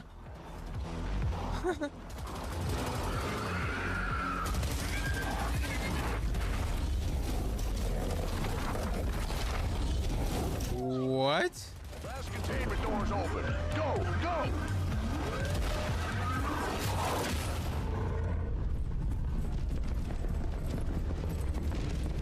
I think I heard something. So you become a sticky note monster? Can you play as that thing? That. What? All right, crew. Time to clean house. Summer 2025. We're checking that game out. That was FBC Firebreak, which is coming to PC, PlayStation, and Xbox in summer 2025. Now, you can find even more exclusive info on FBC Firebreak by heading to GamesRadar.com after the show. And I hate to say it, Jennifer, but is it time for our final trailer? No, then I think it might be. But thankfully, our buddies at Bloober Team are sending us off with a developer diary for It's Chronos, not 2 hours. The New Dawn, a survival horror game where you scour the future for remnants of the past, just like my therapy sessions. Chronos, it's a sci-fi survival horror, and in a way, a dream come true for us to make. The world of Chronos, it's like alternative history when the world ends in 80s by the apocalyptic event that we called The Change. In Chronos, you play as a traveler, and the travelers, because there's more of them, are being sent to the ruins of human civilization to search for the time rifts and jump back in time to extract people who didn't survive the apocalypse. Travelers are the only ones that can survive encounters with monsters. We are calling them the orphans because they are what was left from humanity. To be honest, we can't wait to show you more about our game. We can confirm that something about the gameplay is coming soon. So stay tuned. It reminds me a lot of Dead Space. Chronos, The New Dawn is coming to PC, PlayStation, and Xbox later this year. But you can see more of it during our official post-show, FGS Live from GDC, which airs directly after the spring show. That's right. For more exclusive info on Bloober Team, Probably not going to watch that. you just need to stay tuned to the platform you're watching right now. Yeah, now Jennifer, despite what you said about that being the final trailer, the teleprompter, Auto cue. same thing, is still rolling for some reason. Ah, yeah, I see. That must have been the Tadpole talking. The what now? there's not enough time to unpack that. But it does mean we have one more thing. Oh. No time to dally, though. Prepare for pain. What? Yes. What is this? What is this?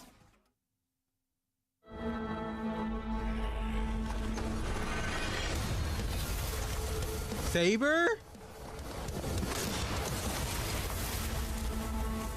I love Saber. I love Warhammer Space Marines too. Okay. I am down. And it's co-op?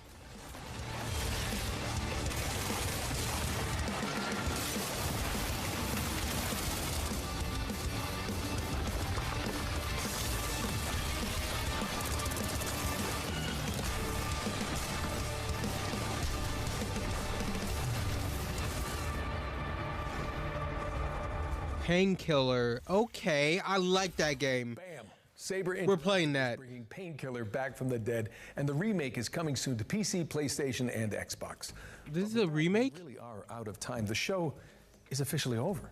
Jennifer English, it's been so much fun. Nolan North. I never heard of Painkiller, I don't think.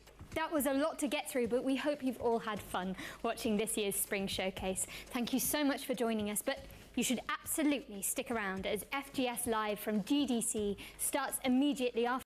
Okay, I like that. That was pretty cool, and I love that Painkiller and Saber Interactive has something to do with it. I like Saber. Okay. Played Space Marines too. Love them. And what else? Oh, they come up with the Turok game. Can't wait for that. I really want to play that. But if you're watching this video, I'm probably gonna put this at the beginning. Hello YouTube. I'm probably gonna trim this video down a lot.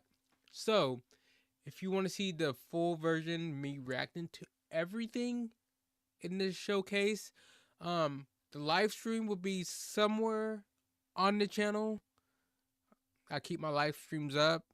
So you can check on YouTube and Twitch, but most likely YouTube. To stick to YouTube, the whole VOD will be there. And yeah, I stream like every day, or at least I try to stream every day around 4 to 5 o'clock until whenever. It could be 2 hours to like 8 hours, 16 hours. You never know how long I'm gonna go, but you know, I'm always streaming besides the weekend. You will never stream on the weekend because I work. I can't even say 9 to 5 because it's way longer than that. I basically do my 40 hours in 2 days. Oh shit. So I'm never home on the weekends, but I still try to post content to YouTube. So ring that bell for more videos if you want to see when I'm posting. But like I said, weekdays, try to stream. But with that, I'm gonna let you get to the video, and I'll see you next time. Okay.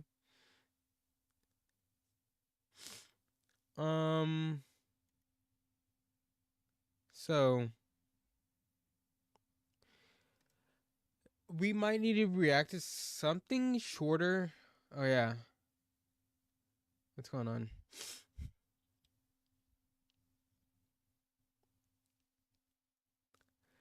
So actually, I seen that video too.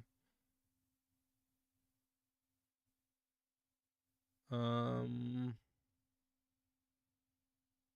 I looking for? Your videos? Watch later. So I seen this.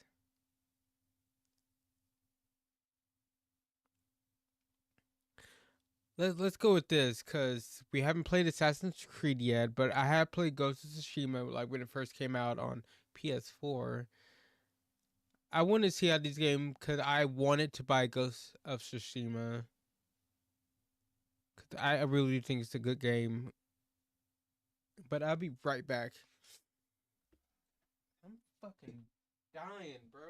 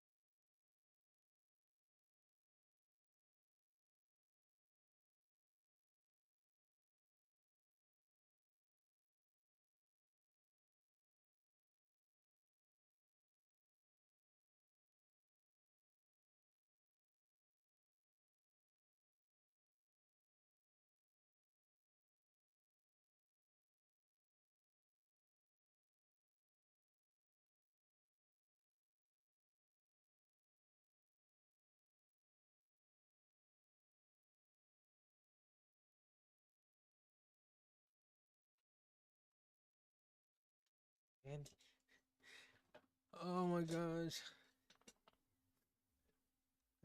I love my niece. She's telling me, oh, I'm not sick anymore. I don't believe it. She tried to tell me that yesterday. I'm not sick anymore. Mom was like, you're just throwing up. Goddamn kids. But anyways, okay, let's check this video out.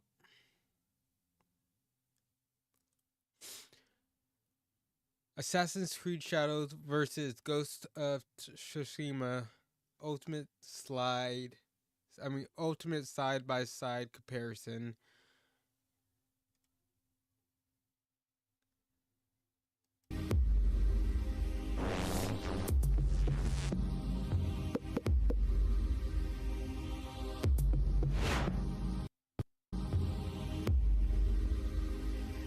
I'm going 4K, baby.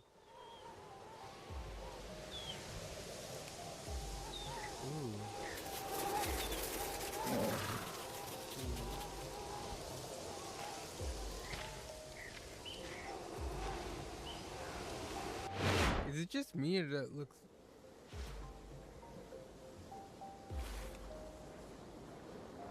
I don't know if this is a...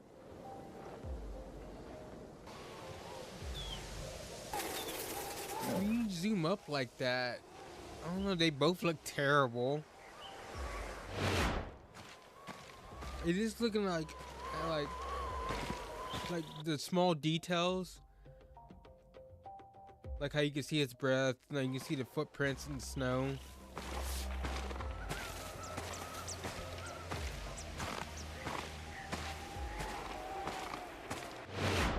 Impressive.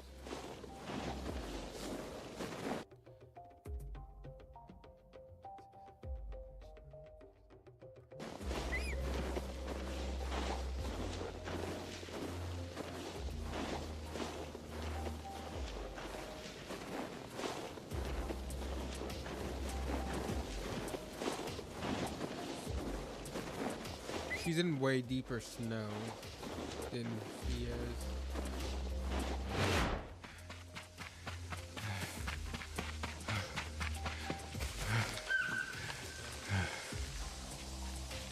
Doesn't Assassin's Creed have unlimited sprint?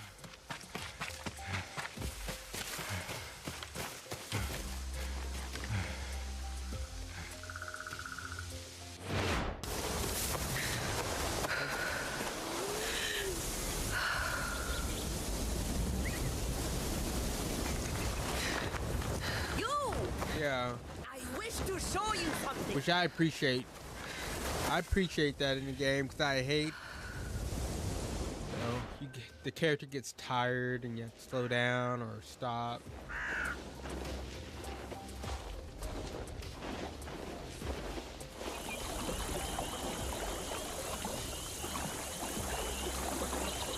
I don't mind that.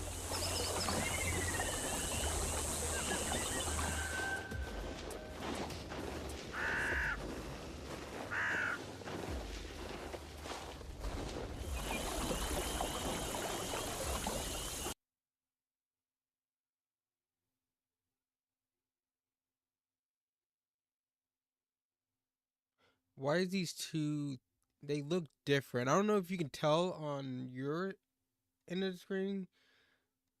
I mean, YouTube's probably doing some wild stuff to this.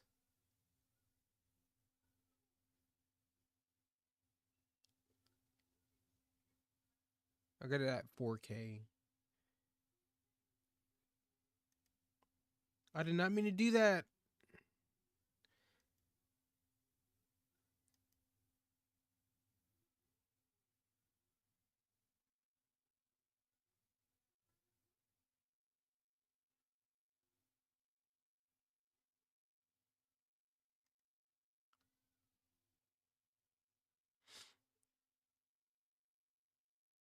Okay.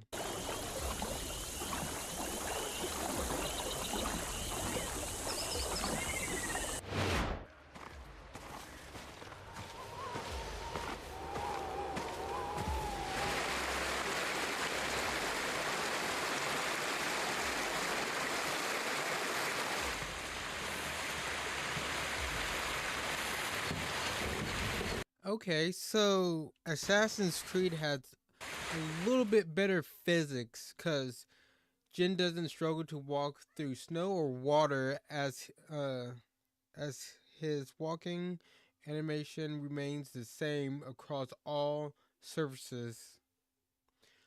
So that's an upside on Assassin's Creed. I'll give it that. And I wonder what he's playing on. Because, can I say... This doesn't look that good. Is this... What is going on here? I have to see how this game looks on PC.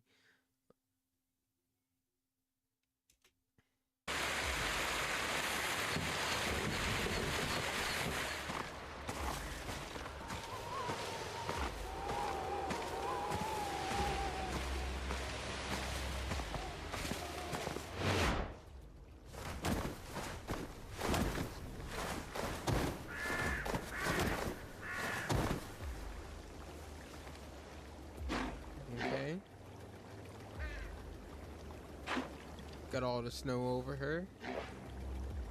Before, after.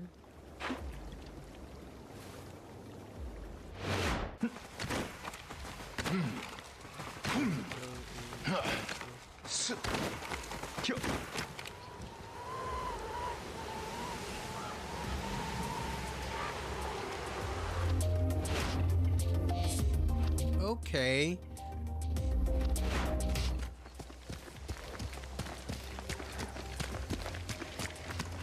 Is he playing like on a base PS4 or something? Let me know in the comments, cause that, or just PS5. Is this how PS5 looks?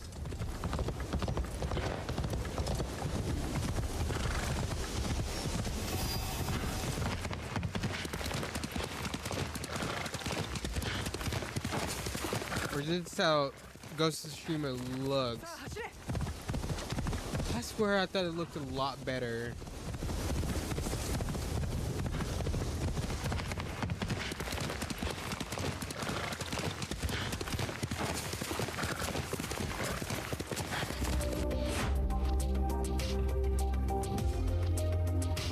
Hold on a second. Does he give like what he's playing on?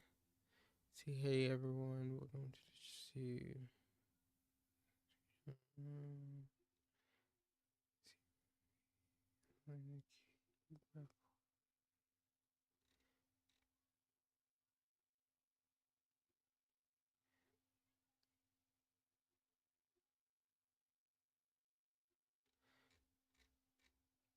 I just wonder what he's playing on. Oh crap.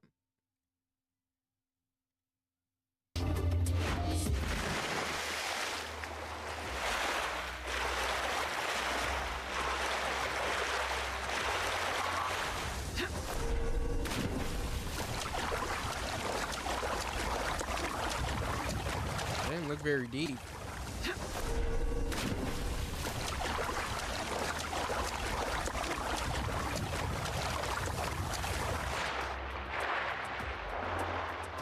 Underwater. You can't see it. It says what they're doing behind me.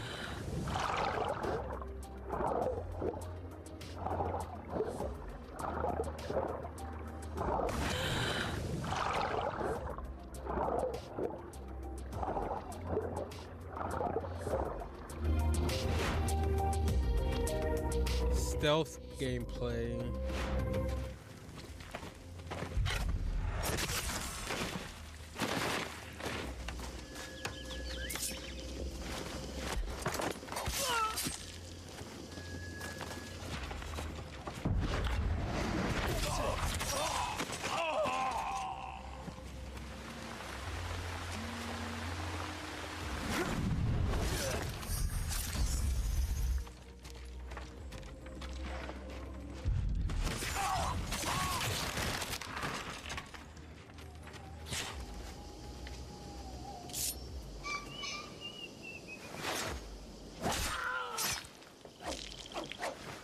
Okay, I kind of like that more.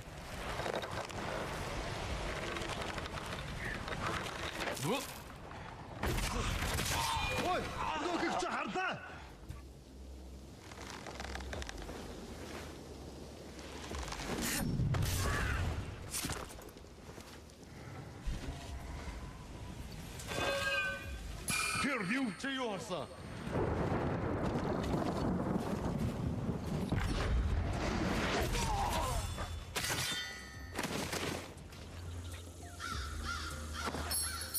Something's going on.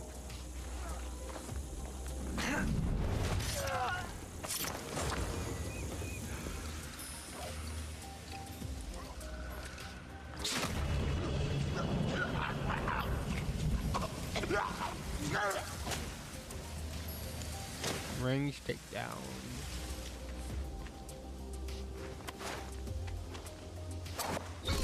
Huh? Am I being attacked? Are you?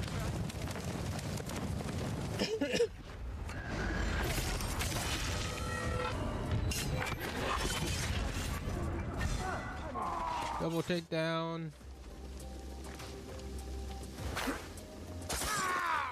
Nothing there.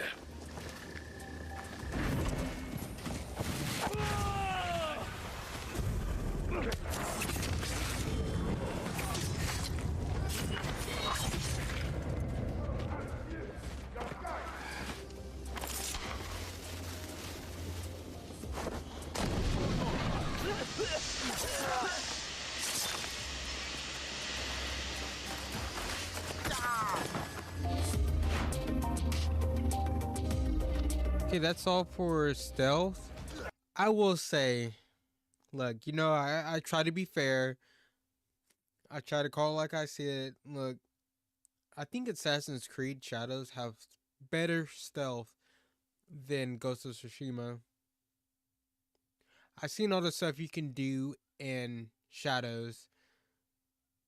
Hide in bushes, you can take out lights and stuff. You can, there's a lot. And it's, some of the stuff is kind of broken, I will say that.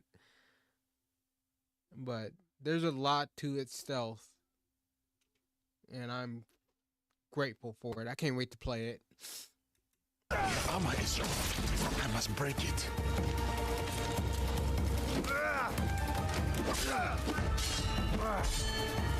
Now I will say the sword combat, like the combat overall, doesn't really look that good. I don't know. But I haven't played Ghost of Tsushima in a while, so let's see how it actually, like, at least looks.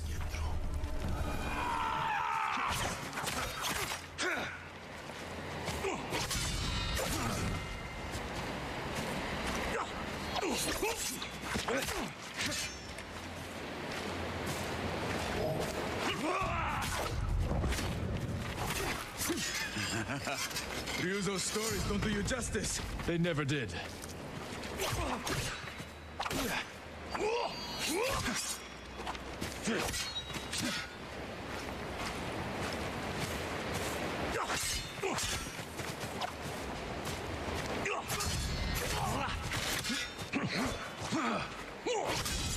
Yeah, Ghost of Tsushima's combat looks better.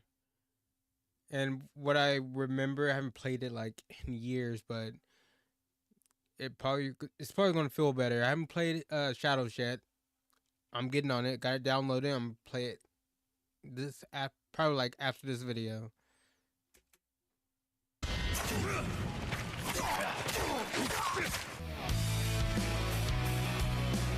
Good video. I have like 2 questions about like what is he playing these games on? Go ahead and give him a like. This person, I don't know, just give this person a like if you want to. I'll subscribe to him. You don't have to. You don't want to. The link to his video, to his, I don't know if it's a woman or girl. Okay, link to the channel and the video will be down in the description. So if you just want to watch the whole video without my commentary and stuff, you can. Nice. But if you want to also give me a like and subscribe to me and ring that bell for more videos, that'd be awesome. And like I always say, have a good day or night whenever you're watching this. Peace.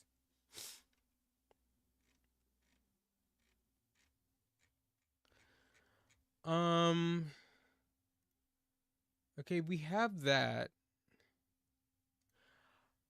Should we go ahead and try to get into some games? Play probably like an hour of each. Because I really want to play this Dead Zone.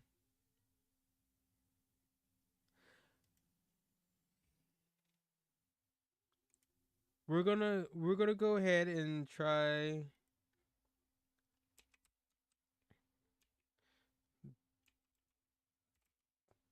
Dead Zone.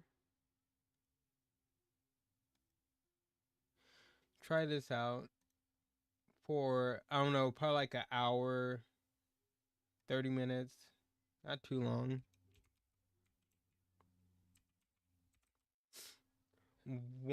I can't be on that long. What is it called?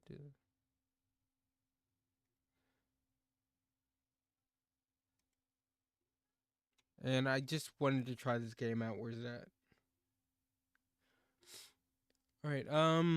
Ladies and gentlemen, welcome to the channel. And today we have Dead Zone Rogue demo. Okay, so this is the demo. I wanted to try this game out because it looked interesting. And if you see my desktop right now, I have a lot of games that I need to try out. Well, I've already tried out Exoborn, but I haven't tried out Fellowship. Oh, I already tried out Mecha Break 2. These 3 games I haven't tried out yet. Okay, there's a lot of games I haven't tried out yet. I have that. We do have Deadlock 2. We have Deadlock that we haven't tried out. And I think that's pretty much it. So these 5 games, demo or not, we haven't tried out. So let's actually get into these games.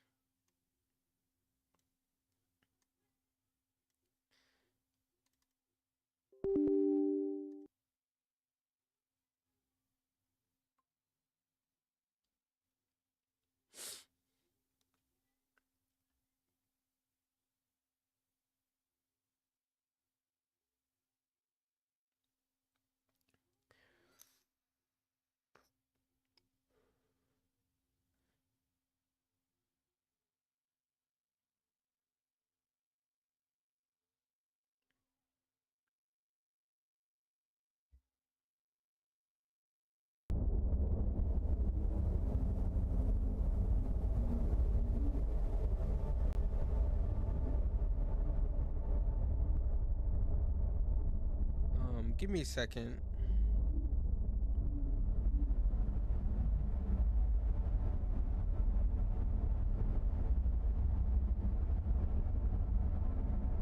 I'm not gonna mess with anything. English, of course. So we can already play co-op. We're just gonna play single player for right now, okay? Just me, you, and the game. Alright? Now,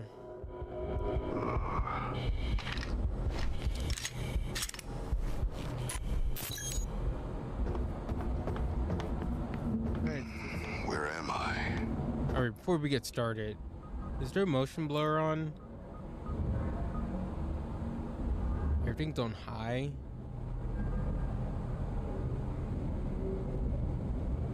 Yeah, we're turning that off.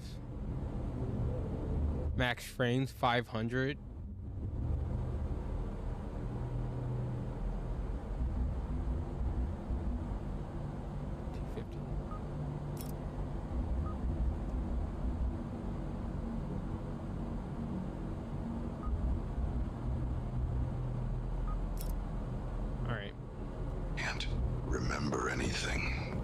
I'm not gonna get 250 frames, but you know, this is good enough.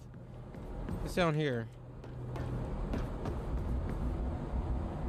Somebody was sleeping in there, I guess. Oh.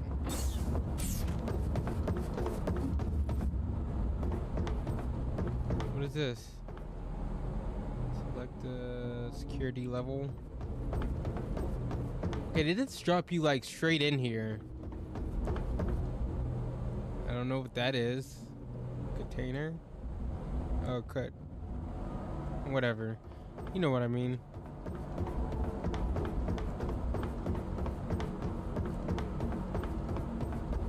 So do I need to select a little...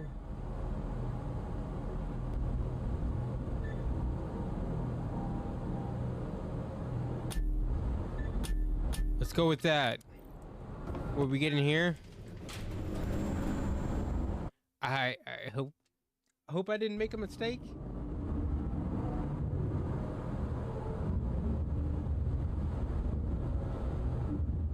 How's this game looking on y'all's end?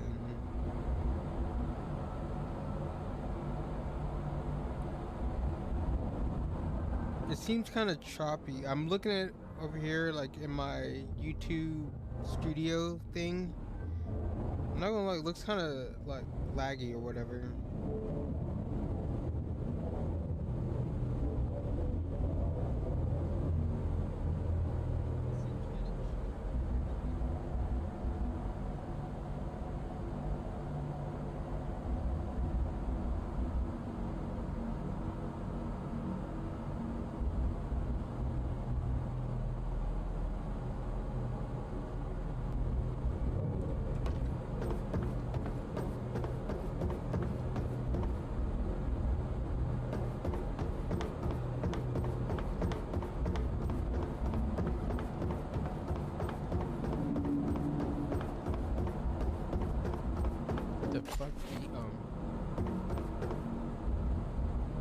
Yeah, that looks terrible.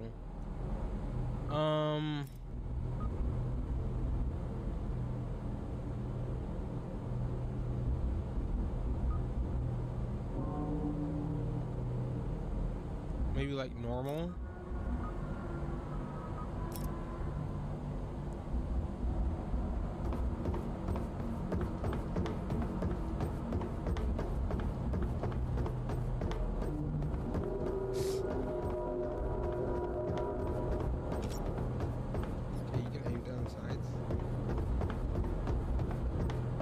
I'm just trying to make sure it looks good.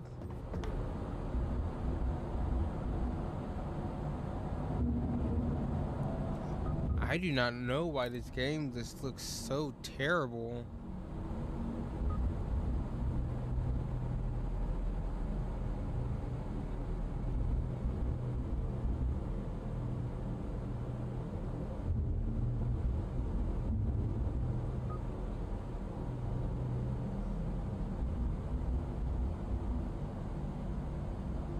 Tracing, desync off.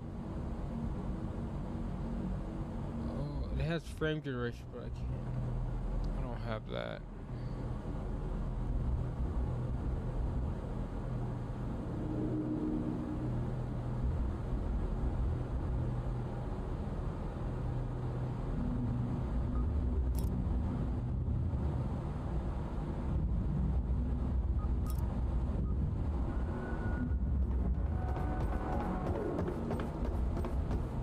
I don't know what's going on with this game. Why it looks so bad for y'all. How does it look on Twitch?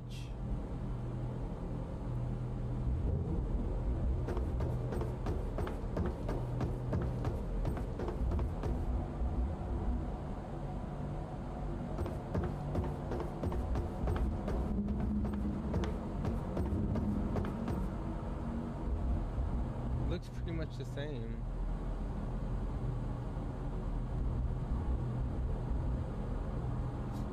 Like, my cam looks fine, it's just the game.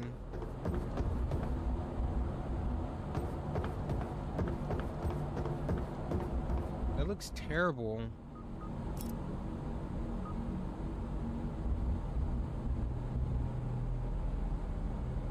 I want to see something real quick.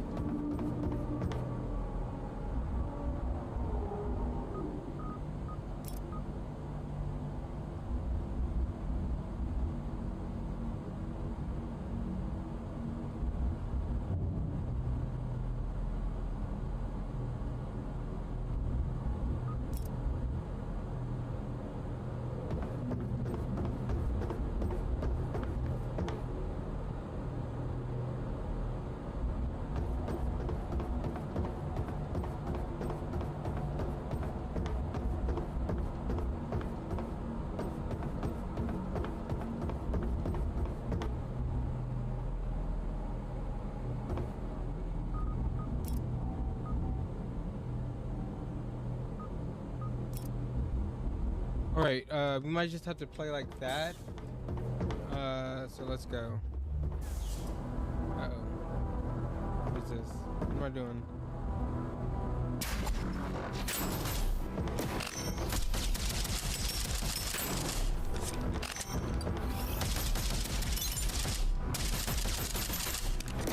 Ooh. It is drop something. Ooh. E. Okay.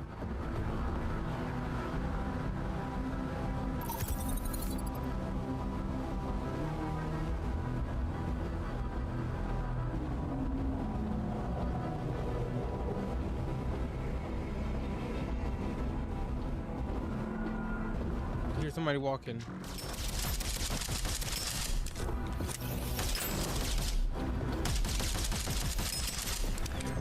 Stupid robot. We won't let AI take over.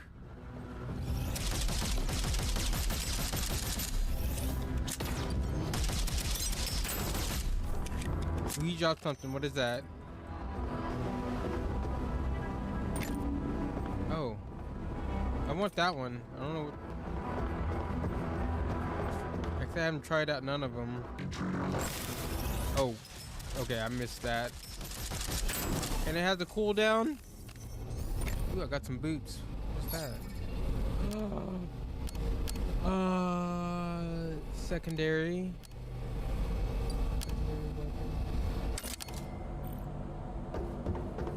Alright, yeah, we already had a secondary weapon, so we're gonna go with a primary.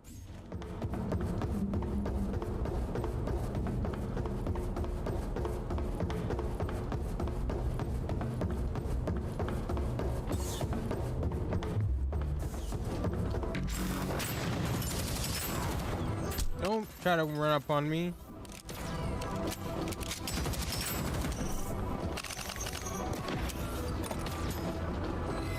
Oh God.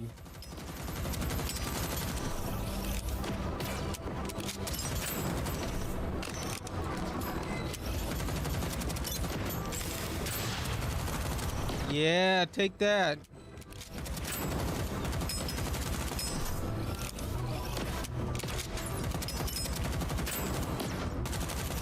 Come on. What is this? Okay. No, I want that. Give me that, bro.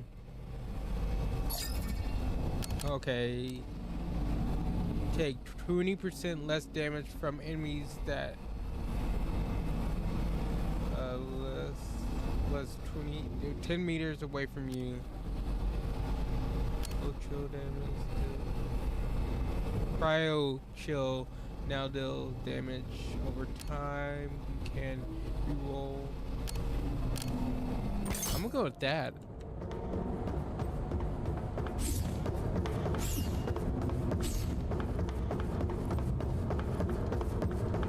Okay. So I'm just holding a minigun running like a maniac. What the fuck? All the ships must be locked down. Oh God.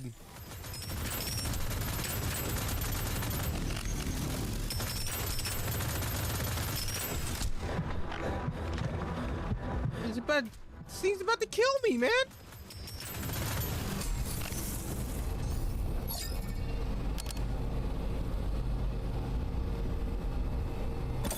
don't know, that has something to do with healing.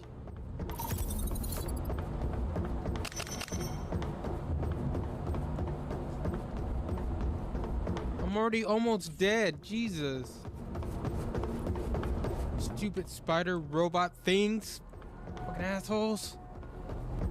Oh wait, what is this? What's going on here? Those machines tried to kill me.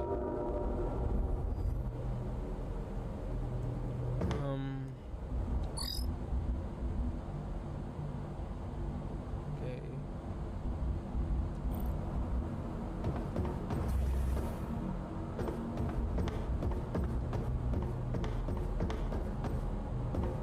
What is this?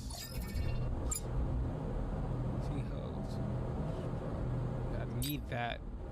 That's all I can buy. Okay. is this? This looks important.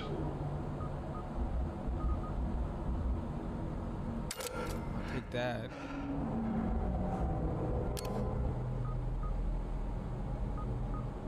See. Just.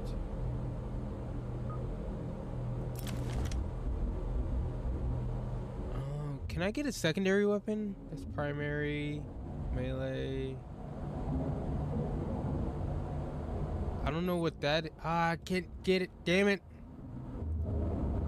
Okay, what about armor? It's only common. I don't know if I should upgrade that or not. I'm not gonna do it. Am I gonna regret that? Probably.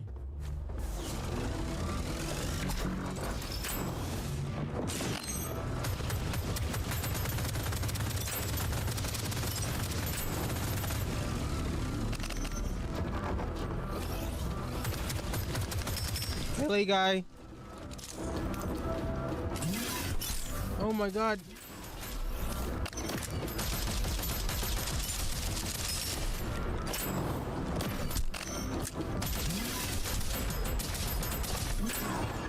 Ah!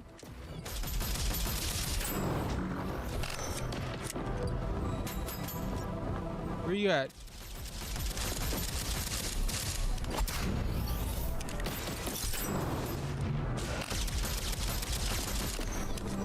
I'm barely surviving. How much health does this guy have?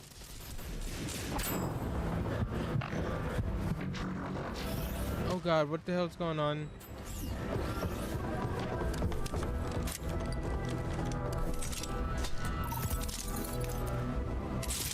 Oh my god.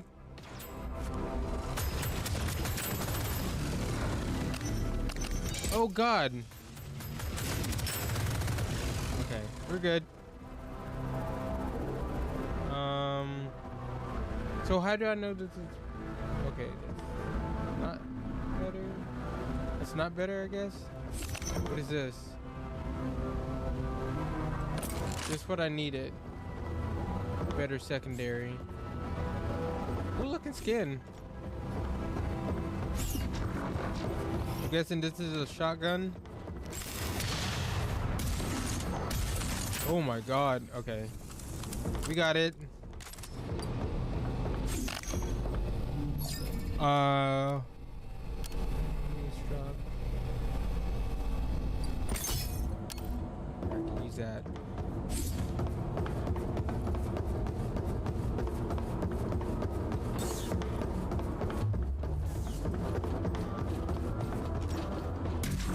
What?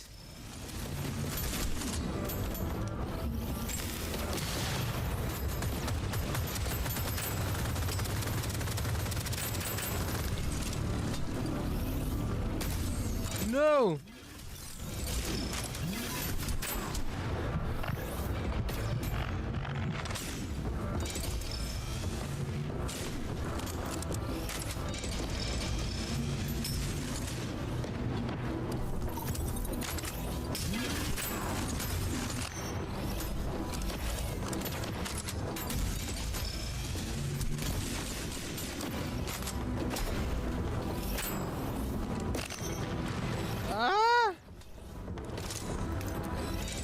I gotta reload, I gotta reload. Okay, I'm good.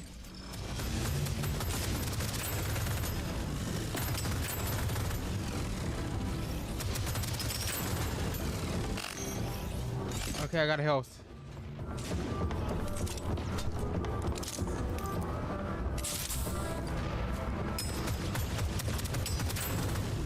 Easy.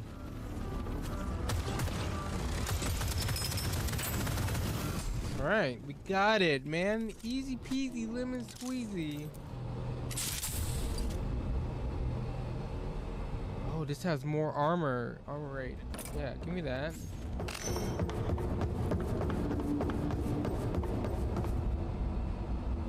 Primary.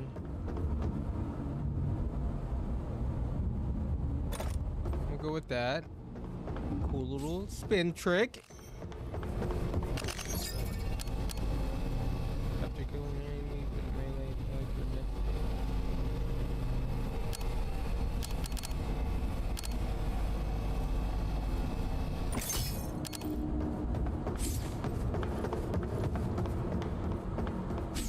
I can't go back, right? Yeah. I should have looked at the armor rating of that armor that dropped back there, but I didn't know what the hell I was looking at, really, to be honest. What is this?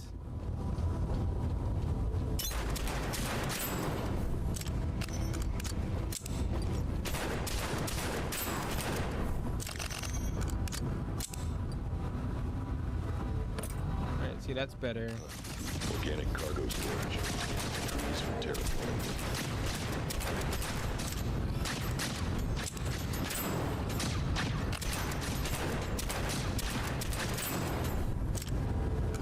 He has a lot of kick. Ow.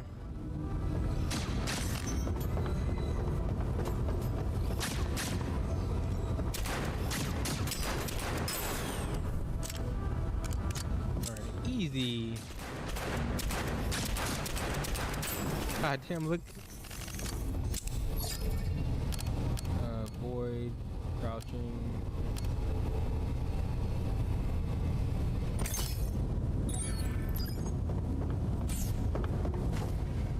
Yeah.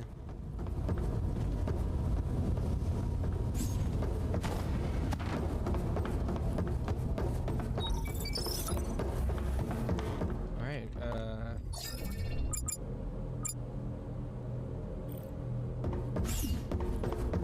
Let's see what they've got.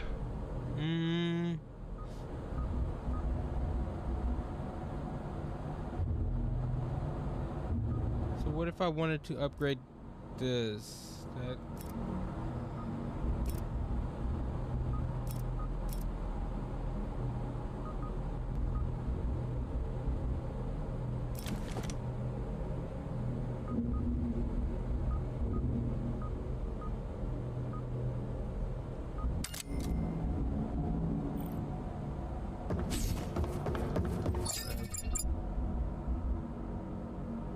see.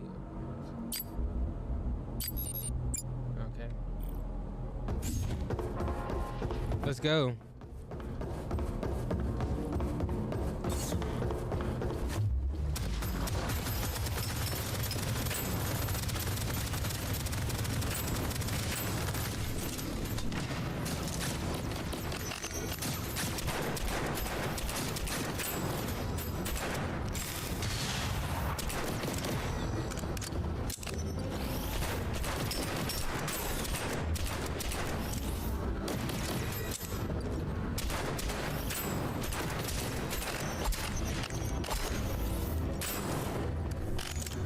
Ooh. Pretty sure I want to get the higher rarity because I upgrade them more. Oh my god.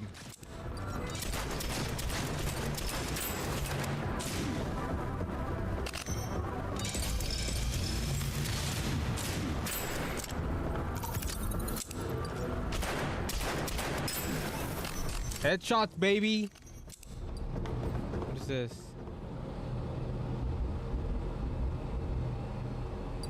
As a primary weapon? I don't know about that one. Maybe if it's a higher rarity, maybe? But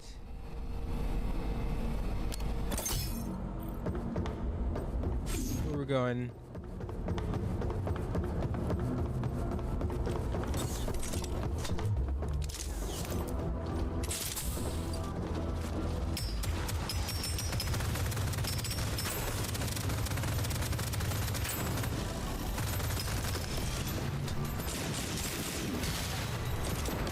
Missing shit.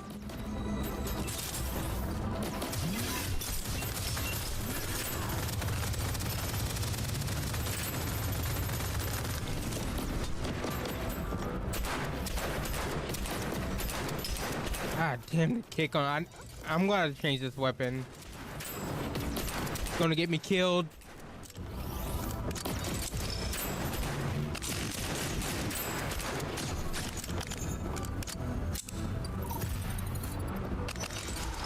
Oh, what the fuck?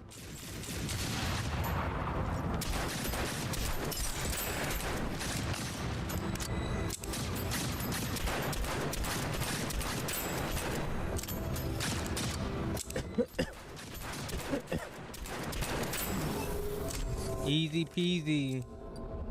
Ooh.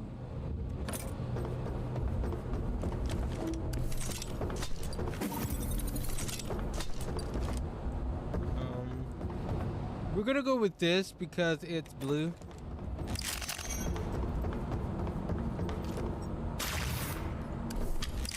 I don't know how this is gonna work out.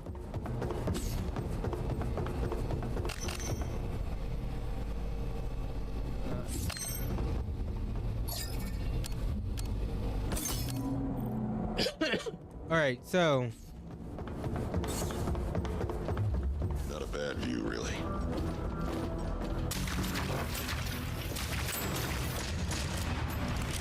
whoa, what the fuck?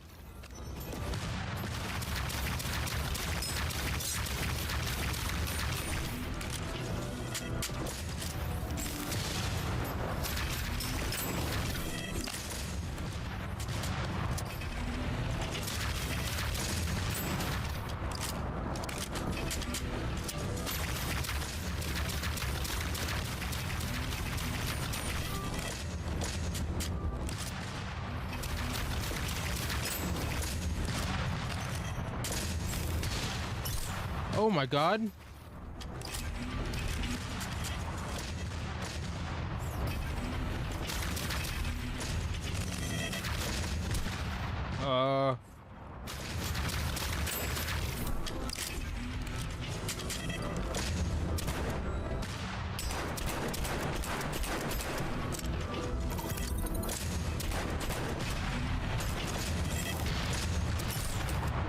Keep bouncing me up.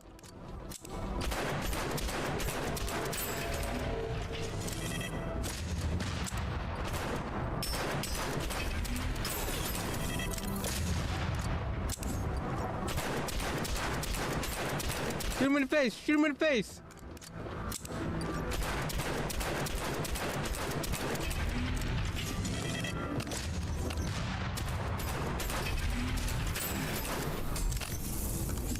Easy. What do you got for me?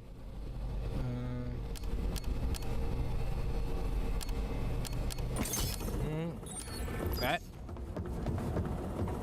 Oh, now I got a little bot. Oh, this looks serious.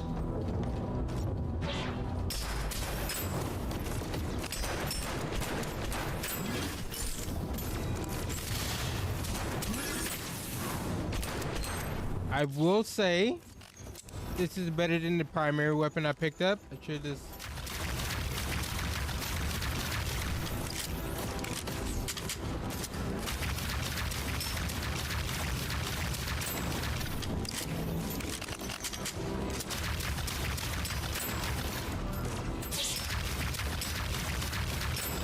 It didn't do too bad of damage when you get headshots. What is going on? Oh shit.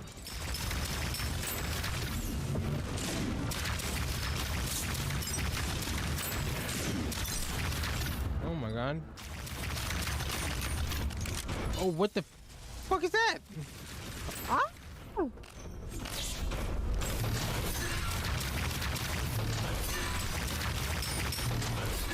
Oh my gosh, leave my little robot alone! Oh, fuck me.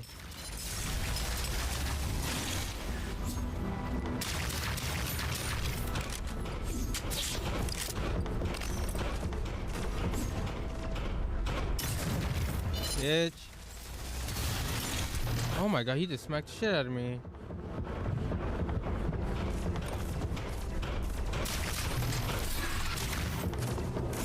I got my little robots back.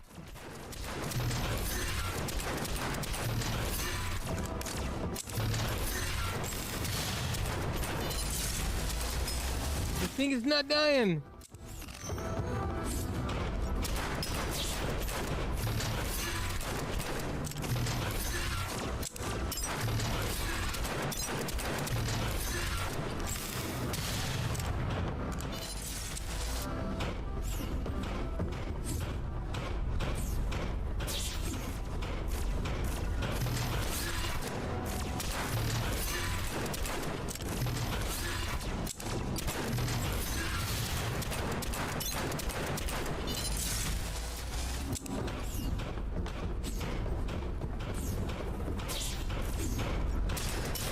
Oh, you said fuck my robot.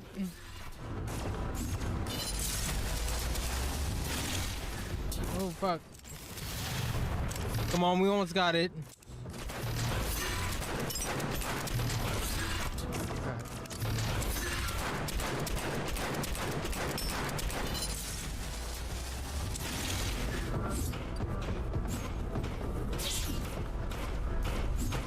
No, fuck you.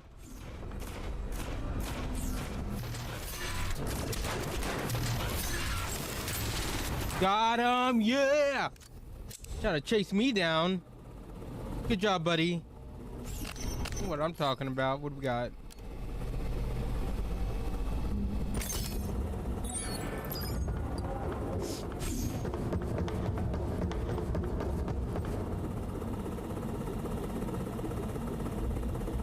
Same thing.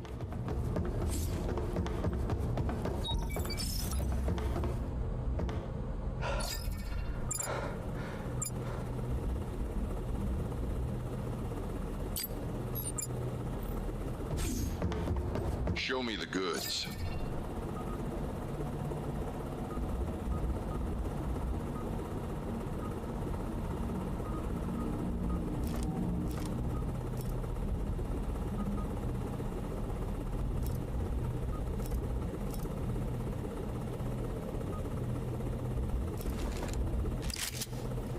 Maybe it will perform better now. Oh wait, can I pick upgrade armor?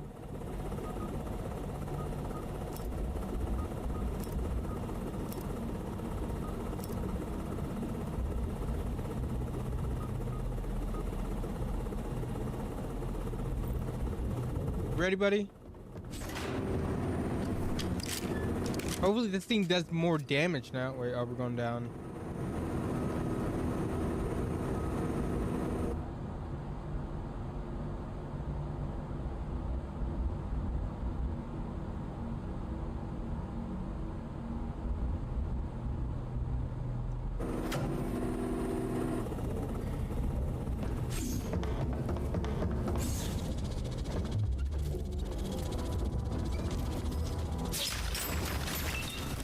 Oh God, Jesus.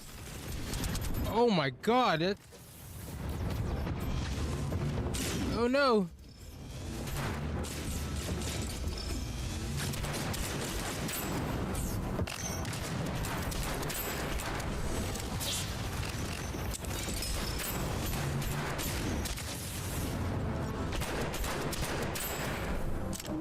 Off the rip, we're about to die. Do that.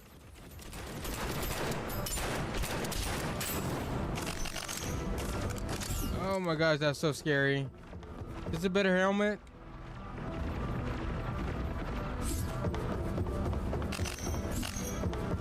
What the fuck is that?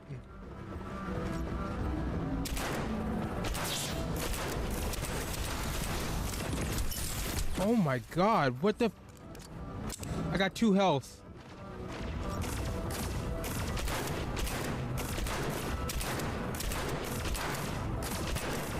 Okay, when he crouches, move.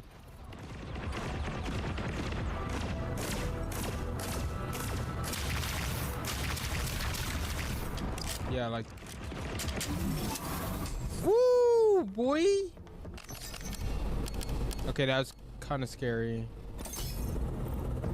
I'm not even gonna lie. We have no like health. Wait. Don't I have health packs? Did I? Oh, what is this? Wait, what am I doing? What is this? Oh, it's just...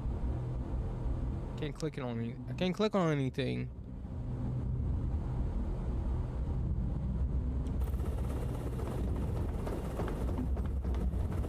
All right, come on.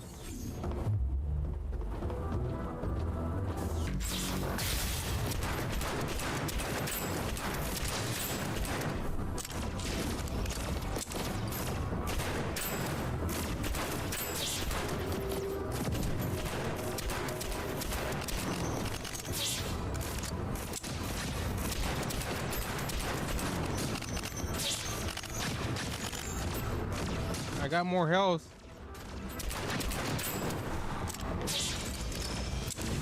I got some blue drops too. Fucking. I don't know if I can give up this pistol though. We're gonna change to that. Oh. I mean, it is blues. Could upgrade it more. What's the secondary? I don't like the shotguns. I'm guessing that. I'm gonna be honest, like shotguns didn't seem that good. Oh God, Jesus.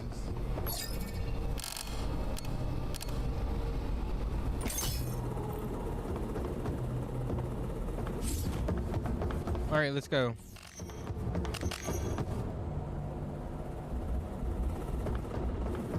Is that it? Oh my gosh, body. I guess the Martian colonists need a place to beach.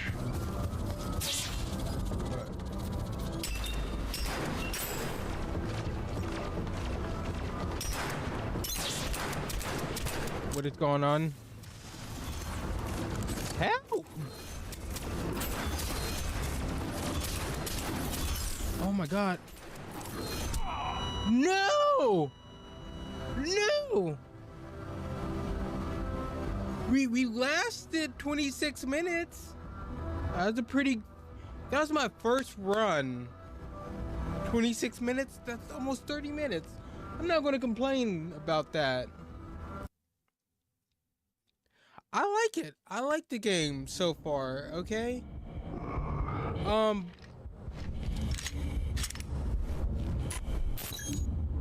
But I will say, I'm gonna call it there. Okay? The game is fun. I'm not gonna say it's not.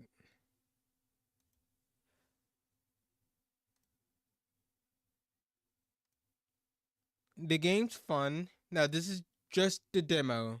So, I don't know when the full game releases. But it's exactly what it says. Dead Zone. It's a roguelike. You know, you go through different levels. You collect loot. You get more powerful. Do it again. Then once you die, you lose everything and you repeat what it looks like. But it's fun. Kind of hard. I don't know. I really don't play roguelikes like that. But for a first-person shooter roguelike, this was not bad for my first time playing one. With that said, I'm out. If you want to see more of this game and if you want to play with me, join the Discord and join the live stream. I stream on YouTube and Twitch. I'm down to play with anyone. And if you want to see more of this video, more of this game, leave a like, subscribe, and ring that bell for more videos. Sorry. And I'll see you next time. All right. Peace.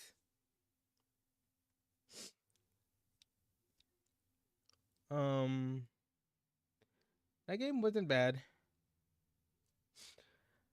What time is it? It's about 8 o'clock.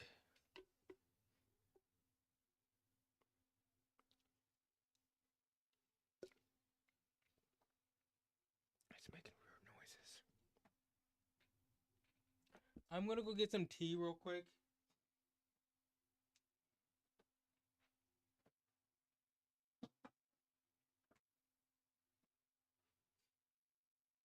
I'll be right back.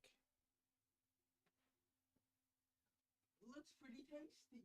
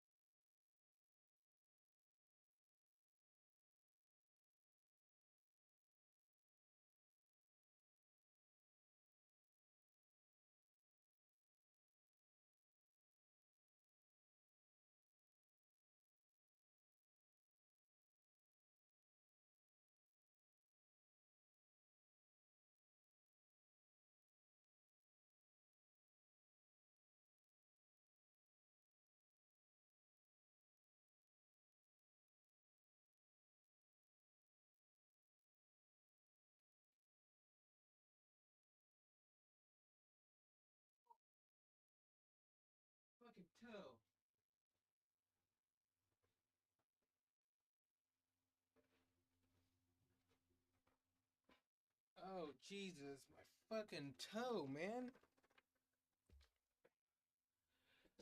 Oh, fuck. God damn it.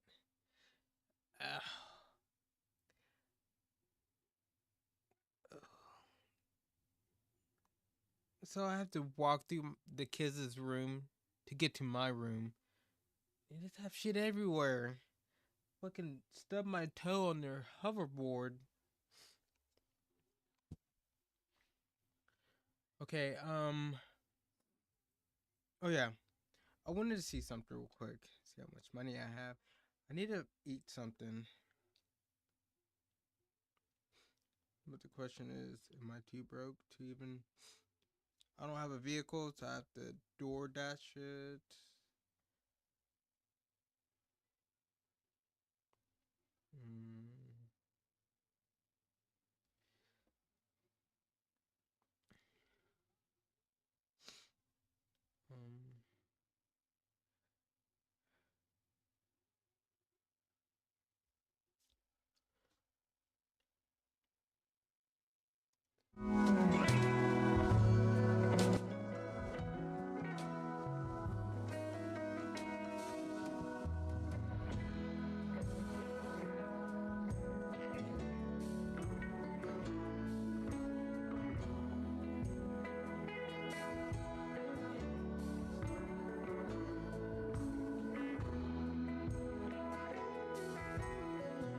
I wish we had Chinese. I mean, we have a Chinese place where I live, but I don't see it on DoorDash.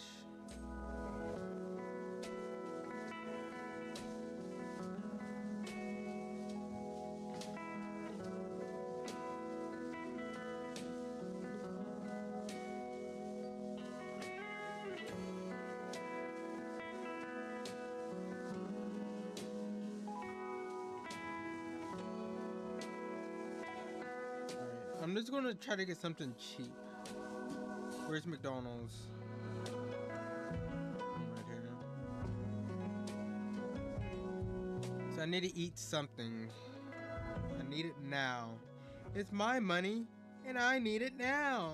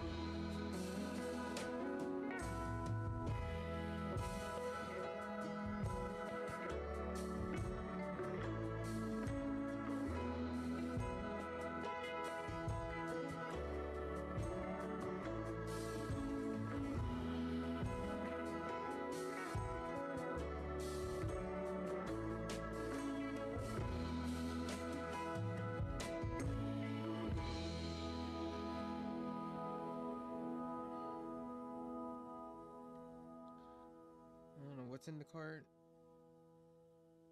What did...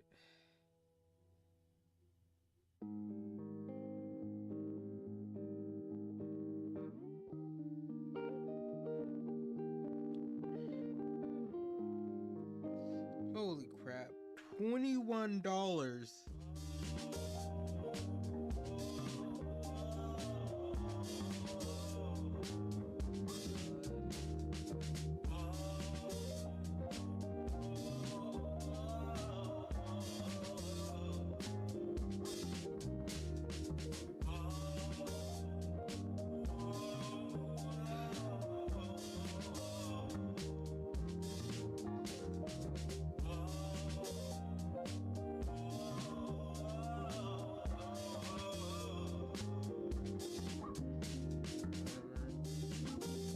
Oh man, I wish I had a lot more money. Can't even pay rent. Oh my god, I'm so behind. I have to eat something. I'm like dying.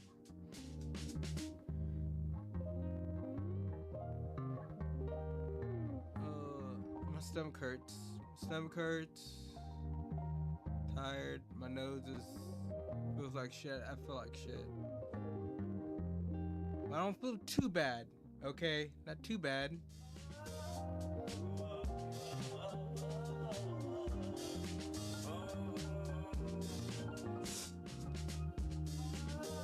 But we're about to get into Assassin's Creed. Alright? I just need a quick break. Fucking dumbass. Fucking OBS.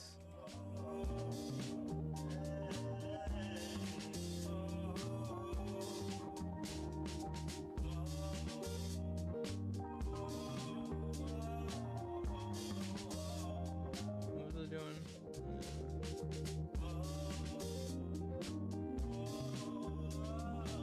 Okay. Oh, fuck.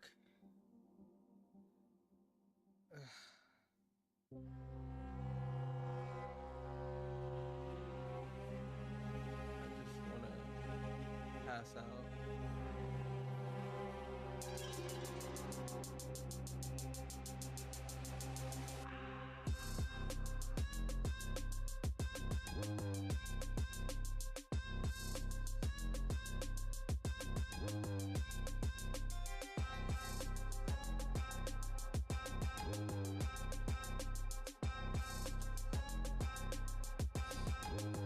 And I have work tomorrow. I basically got to do 20 hours back to back. Well, I have like 7 hours in between shifts.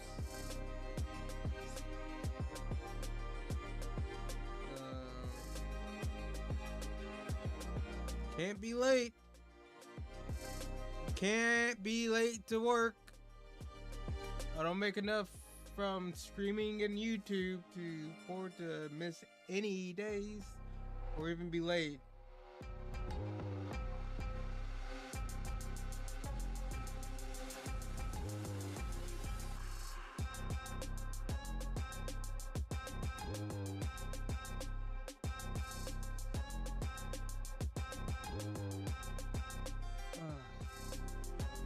So, how's everyone doing today? Hopefully you're doing a lot better than I am today. Oh, fuck me.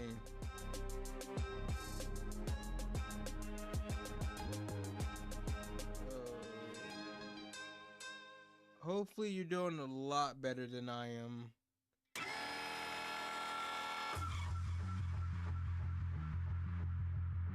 Like I said before I took that little nap, whatever you want to call it, I was feeling okay. I was feeling like cold dog water, you know. Everybody likes cold water, even dogs, you know, you love it.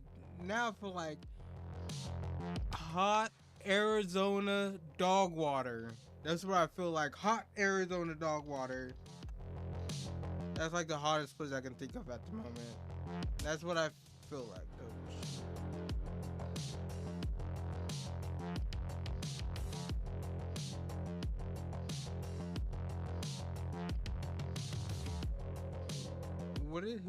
Who's my deliverer?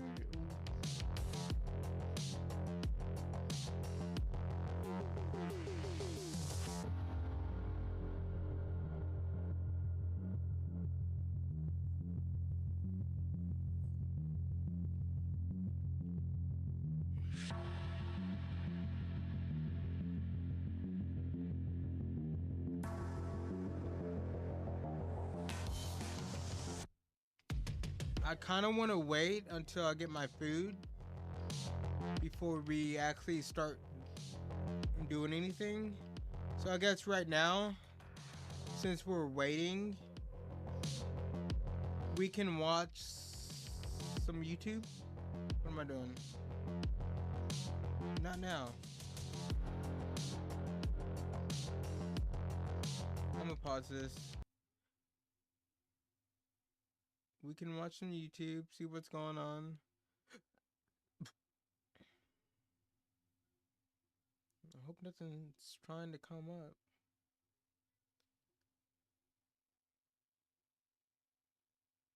Oh my gosh, this was IRL streamer now wanted by Korean police.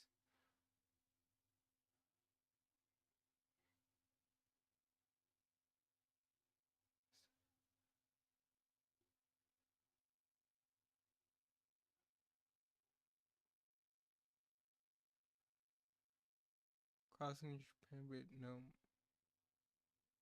What? We have to watch this. I love Ludwig.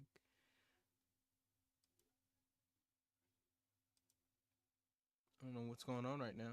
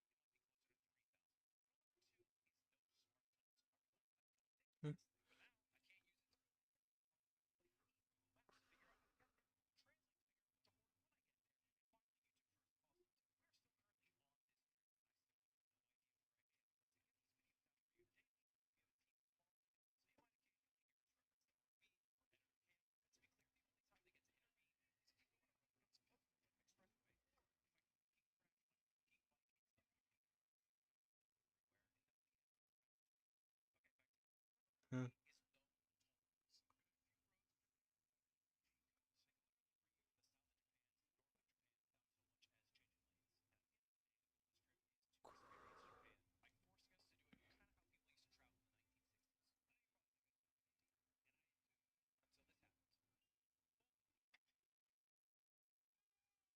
I would say it would not be easy for me, okay? Because I don't read Japanese. Like, how am I supposed to read the song?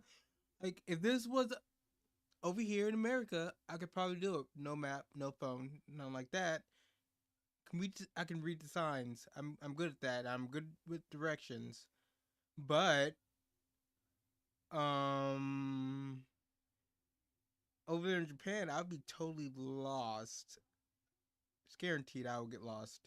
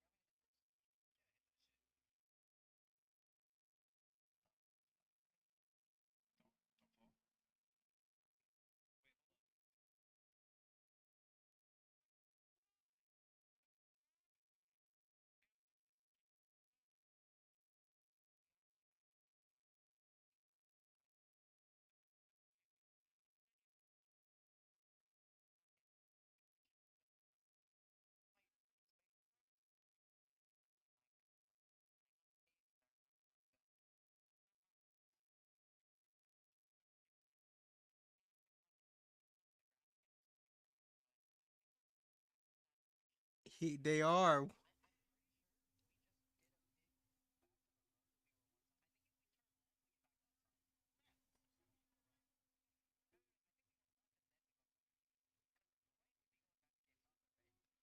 Yeah.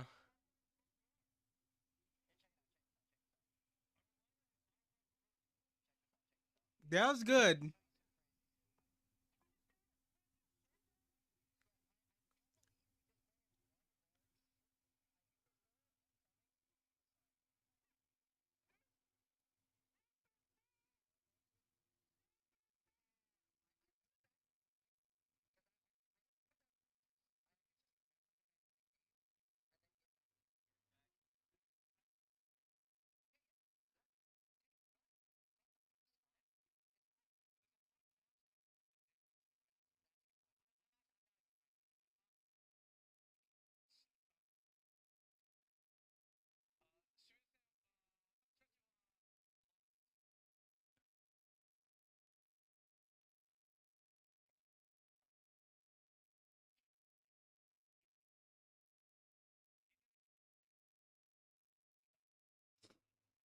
See, this is how you should act when you're in a different country, unlike somebody else.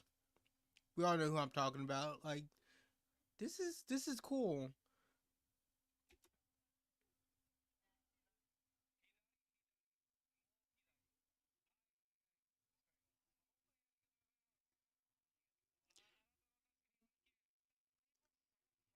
Dude! Oh shit, y'all couldn't even hear the audio. Y'all didn't even tell me. We can watch it again. I'm about to get my food. Hold on.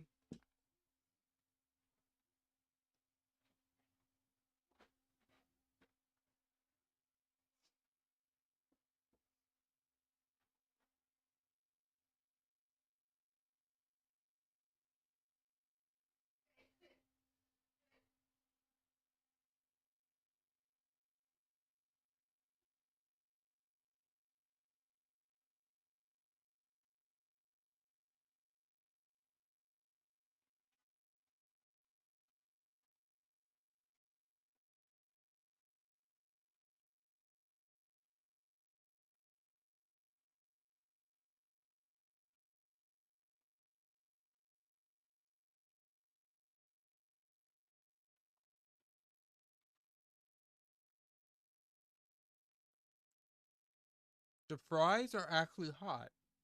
Fucking amazing.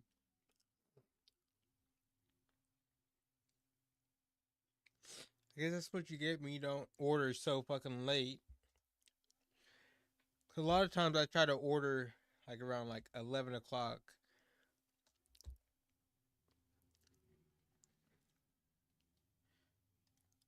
For the past 2 years, me and my friend Michael Reeves been talking about doing a trip across Japan. And the goal has been to go from the southern tip to the northern tip. And the whole time we're using this guy to figure out where we're gonna go, where we're gonna eat, where we're gonna stay. And every step of the way, we are relying on this, not anymore. Because Michael, we're doing this the hard way. We're crossing Japan without a map. We're going tip to tip.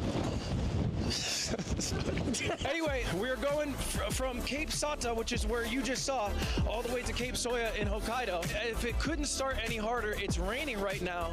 It's raining for the next couple of days, I think. And it's going to rain the next couple of days. And we're going to tell you a few of the additional rules along the way. But before we do any of that, take a look at our motorcycles. These bad boys are going to take us all the way to Hokkaido. But first, we have to get out of Kyushu. And it's at this point, I should tell you, we have 3 rules we're following. The first rule is no maps, which is kind of tough because there's 2,000 miles of ground that we have to cover, and if we do it wrong, it might be closer to 3,000. Rule number 2 is no smartphones. I realize I've become addicted to this thing, but now I can't use it to go on Yelp to find the best place to eat, Google Maps to figure out how to get there, Google Translate to figure out what to order when I get there, and finally YouTube Shorts to fall asleep to. We are still currently on this trip, and I still have no idea where I am, but to get these videos out for you daily, we have a team who's following us, so you might occasionally hear us reference the RV or Editor Cam, but to be clear, the only time they get to intervene is if we go on a road we're not supposed to, like an expressway, or if I I fucking crash my fucking bike into the fucking wall and splatter my blood everywhere, and nobody ever remembers me. Okay, back to it. Rule number 3 is no toll roads. There's a few roads in Japan that are just cheat codes. They can literally bring you from the south of Japan to the north of Japan without so much as changing lanes. And at the end of the day, the goal of this trip is to experience Japan by forcing us to do it kind of how people used to travel in the 1960s. I know you probably think this sounds easy, and I did too. Until this happened. Oh. No! But that's for later in the video. So back to the present. Our first major decision is... I'm guessing he knows a little bit of Japanese, because I would get totally lost. In America, I'll be fine because you can read the signs, but there, how the hell am I supposed to read the signs? Okay, like I'll get so totally lost. Is from Cape Sata, you can either go left, which I think is back where we came from, or right, which we have no idea where it is or where it goes. In the movie Yojimbo, the guy throws a stick to figure out what town he's gonna go to, and it was kind of badass. So anyway, all right, whatever the pointy side goes closer to. That's right. All right, brother, off to new territory. It smells like cow poopy. Oh, Kagoshima is one of the prefectures that they're known for their beef. Oh, wait, yeah, where the fuck is, like, Kobe? I want to say it's, like, between Fukushima and Osaka, no? If I had to guess, I think it's south of Osaka. Can't tell us who's right. Hey, okay, so I'm gonna stop here. We do have a decision. Decision number 2 is go straight, and it says it's a campground. Right is a campground. Left is... Wait, right is a campground. Yeah, right? Like that? Oh, Cape Sata, we should check that out. All right, this is a map. We're the red dot. You go straight, and then left, and then there's the highway. Oh, and then the highway. Well, let's just fucking run it, dude. Yeah. Let's just fucking rip it, me and you. What are we scared of, bro? What are you scared of? I decided to be brave and just make a decision, and anyway, this is the road. Hey, man, I respect it, to be honest. Go through. Oh, you want me to hit this? Yeah, hit that shit. Oh, Jesus fucking Christ. Don't fall. I'm good. Wait, hold up. Wait, yeah, this is fine. We're not even a little bit lost. It was just a scary road. Though, we are going back to Cape Soya. I feel it. No, there's no way. How is that even possible? We're driving the direction we just were going. How do you know? My 3D spatial awareness is really good because I play Minecraft a lot. And I go in the caves and I remember where I go. That's no lie. So you just feel yourself returning back to Cape Sata? Maybe Cam can fucking pull it up with a graphic and I'm smoking crack, but yeah. I think we're going back in that direction. I think. I'm pretty sure we just did a big loop back to the road that we were once on. I think if we turn left, we get back to that sign. Left, so we should go right. No. I think we go left and then we go right. Because right would be going back to Cape Sata, right? I don't know where the fuck we are. Hey, check it out, check this out.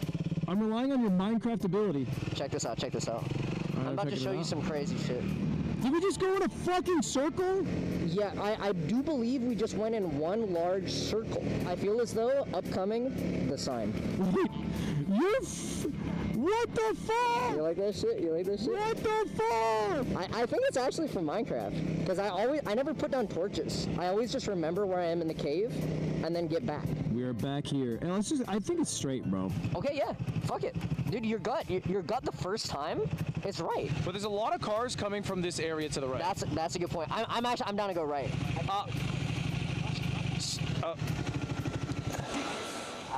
すみません、私たちは lost。ここを道なりに行ったら T の字があるから、はい。それを左。はい。左。左。左、二人。左、右。左。もう道なり。左、もう左。はい。わかります。本当にありがとうございます。ありがとうございます。This is the perfect example how you should act as a YouTuber or streamer in another country. This is amazing. Unlike somebody else, we won't name his name. I've already posted some videos about him. Well, reacted to some videos about him, but this is good. We look so fucked up. Dude! We look so fucked that motherfucker got out of the car. It's just a recap. He was saying left, left, more left, then you go right. They said people in Japan wouldn't be nice and helpful. They fucking lied. We are gonna follow this guy's directions and hopefully see you on the other side.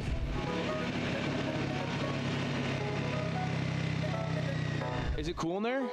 Oh, now I want to go in. It's like a perfectly carved tunnel out of this giant mountain.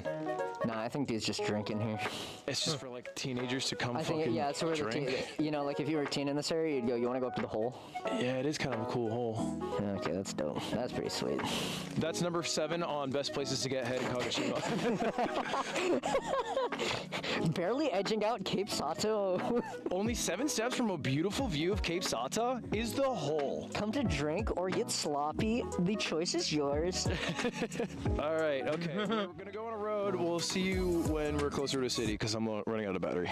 It is dusk now, and we have a big decision, which is straight on the 68 to Tashiro or right on the 74 to Hetsuka. You say that shit like you know where they go. Like you know what the cities are. I did say them like with some swagger. Paishiro. You know what? Pashiro? I'm gonna look at those. There's like blue up there, no? You want to go up? Let's walk up to it. Fuck it. Yeah, let's see. What are we doing walking up to a fucking sign like we could read it even if... Oh, look at that. Look at the picture of the park. Look at the picture of the park. There's water in that picture. If there's water, the water's flowing from somewhere. We're going towards water.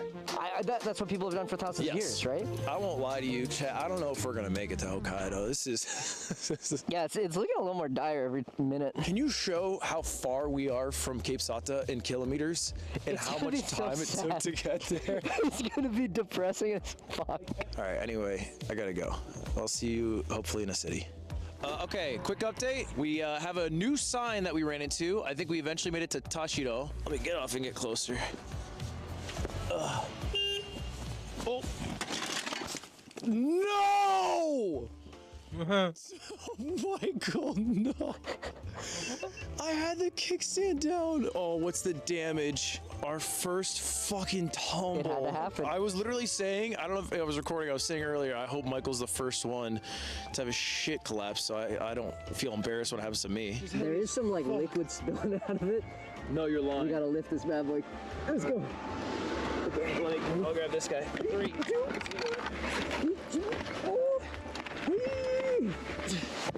It smells like gas, no? Oh, shit. Oh, no. Is that gas? Nah, I wish it was gas. I think that's a radiator fluid, which is worse. No, I'm sorry. I'm trying to stabilize it. Huh? I was... Oh. I should have let it happen. I should have fucking let it happen. Surely. There's no reason. No way. Let's turn it off and then back on. That's what we got. Okay. Hey, cut it. That liquid is like concerning. I almost wish it was gas. Can I ask a dumb question? Huh? Why can't we just fucking ride it till the wheels fall off? No, we totally could. We totally fucking can. If it's coolant and then you run out and you just keep running it, it'll just kill itself, like the whole engine will die. So we should just try to get to a convenience store and then just eat and then monitor it. Yeah, we also should run it, like, while it's done. Yeah. Konnichiwa. その町は大きいですか？さっきの方と、はい。この町は何ですか？田代っていう。田代？田代。OK。私たちはホテルが欲しいです。ホテルだったらこっちかな。こっちかな。こっち行くと鹿屋。名前は鹿屋。鹿屋。に行くならこっち。鹿屋はホテルありますか？あります。Okay. 本当にありがとうございます。Okay, that was successful. Pretty good, man. その町は鹿屋。この町は田代。Homie helped us figure out where we have to go. 35 minutes. Let's go back and grab our shit, and then we're good to go. I don't know if you can see behind me. A sweet older woman just gave us both apple pie from the convenience store, and then she tried to strike up a conversation, and she used words we've never heard before. And so I went into my spiel, which was not at all what she was asking about. Good. It's all we have, you know. It's all I have. You say Nihon no Zenkoku. Nihon Zenkoku o baiku de ryoko suru. And then I basically ulted. And then I was like Sata Misike hajimete Hokkaido owari. Dude, people are fucking nice in Japan. Yeah, people are the nicest people ever. Like, we have done nothing. We've only hurt this island nation. Yes. That's even worse, seeing how like some of these other streamers act, like Johnny Somali and stuff. Like, these people are really nice, and people always say like, you know, all these other like countries and people in these other countries hate Americans. I didn't think they hate certain kinds of Americans, like Johnny Somali and people who are just out, you know, just loud and rude and obnoxious, you know. I've caused irreparable damage to the pavement. All right, yo, we are gonna fucking run it. We are driving for 35 minutes. My headset's dead, so I literally can't communicate with Michael. So I'm probably not gonna talk to you guys either, but I'll see you at Kaniya. I'll be right back. All right, quick update. We've been driving. It's raining. That was the void. It is raining a lot. That was the void. That was scary. Burger? Water. I'm pretty sure you don't want to see that. And then if a car drives at us, it would refract. Flip that shit up every time. Yeah. Anyway, I think we're in the town, but it doesn't feel big. That's what I was thinking. I was like, Central? This is Central. So we have to ask. すみません。how muchホテルはありますか？日本語大丈夫ですか？いや大丈夫。少し話します。ここはない。ここはない。ない。道路を言っても大丈夫ですか？こう言っても大丈夫。メモります。メモリ。はい。書いてきます。書いてきます。ここまっすぐ行ったら。Straight. 20分。ホテルまで。20 minutes of driving. グランドわかる。グランド。グランド。野球サッカー。野球。はい。グランド。Baseball. Shohei Ohtani. Shohei ないけど。Okay, so we're gonna see a baseball field. 左。 And then left. So left at Lawson's. まっすぐ行って。ずーっと行ったらドラッグコスモス。Drugstore. そこをコスモスストア右ホテルロング。はい、ホテル。ここ行って左行って。ずーっと行ったらバイクだったら20分間ね。Okay. Keep this. Yeah, this is we keep this. Yasashihito. あら、ありがとう。ドキドキ。ありがとうございます。気をつけて。Thank you. いってらっしゃい。いただきます。 Oh my gosh, that lady ruled. That was the nicest lady ever. This is the fucking One Piece. This is the. Yeah, we can use it. Okay, so let's review. What do we think we know? We think we go. I'm pretty sure we just go until Lawson's, hit a left, hit a right. Then go straight for 20 minutes, take a right at the baseball. Wait, no. At the Lawson's, go 20 minutes. Straight 20 minutes after Yes, yeah. We'll see the Grando Stamo. Fucking Ohtani will be there hitting. Will be there practicing. That's what they said. And then after Grando, we go right until you see the drugstore. Yeah. And then it's the next section on the right. I think we got it. I think we got it. Hopefully we get to a hotel tonight because it's getting cold. Dude, at the Lawson's, we gotta get some food. Okay, stop at Lawson's, get food, then go. I think so. I think because I think just. All right, we're going to Lawson's. We'll see you there. Devastating news. They don't have Michael's favorite rice ball, which they usually sell at Lawson's. He's saying I'm gonna kill myself in Japanese, I think. Dude, look what happens to my head when I use the helmet. Welcome to meal review. I got fried chicken, rice ball, and then the lady from earlier gave me this apple pie. Michael got omelet rice ketchup flavored spaghetti, nuggies, spicy nuggies, and a lemon Lipton tea to wash it down.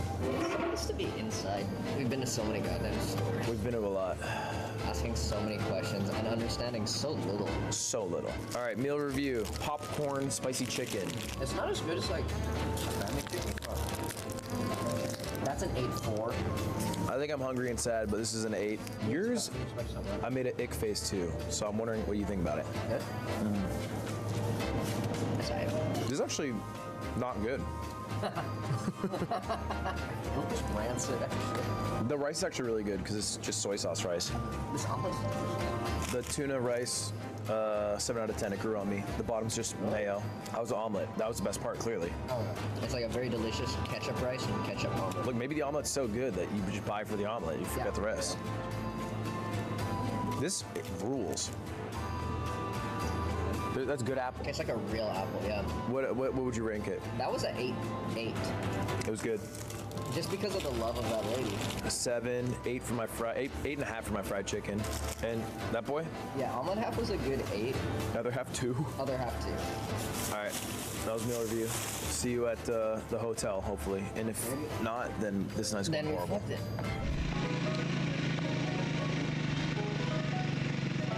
I believe we are walking into a hotel. Shout out that beautiful woman. Konnichiwa.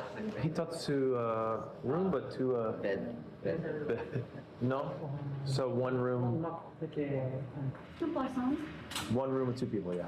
Okay, we're in the hotel. Okay, I know it looks bad. This is a smartphone, but it's not cheating, and I can explain. I had auto rig a Google Pixel to only have the camera function and Spotify. Anyway, back to the video. We got all our stuff.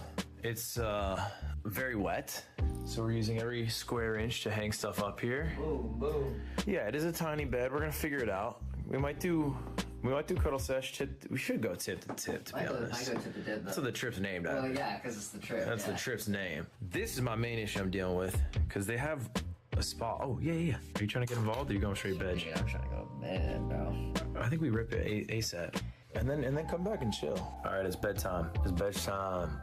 Michael opted for a sleeping bag on the floor. But anyway, it's bedtime. I couldn't read none of that. Night.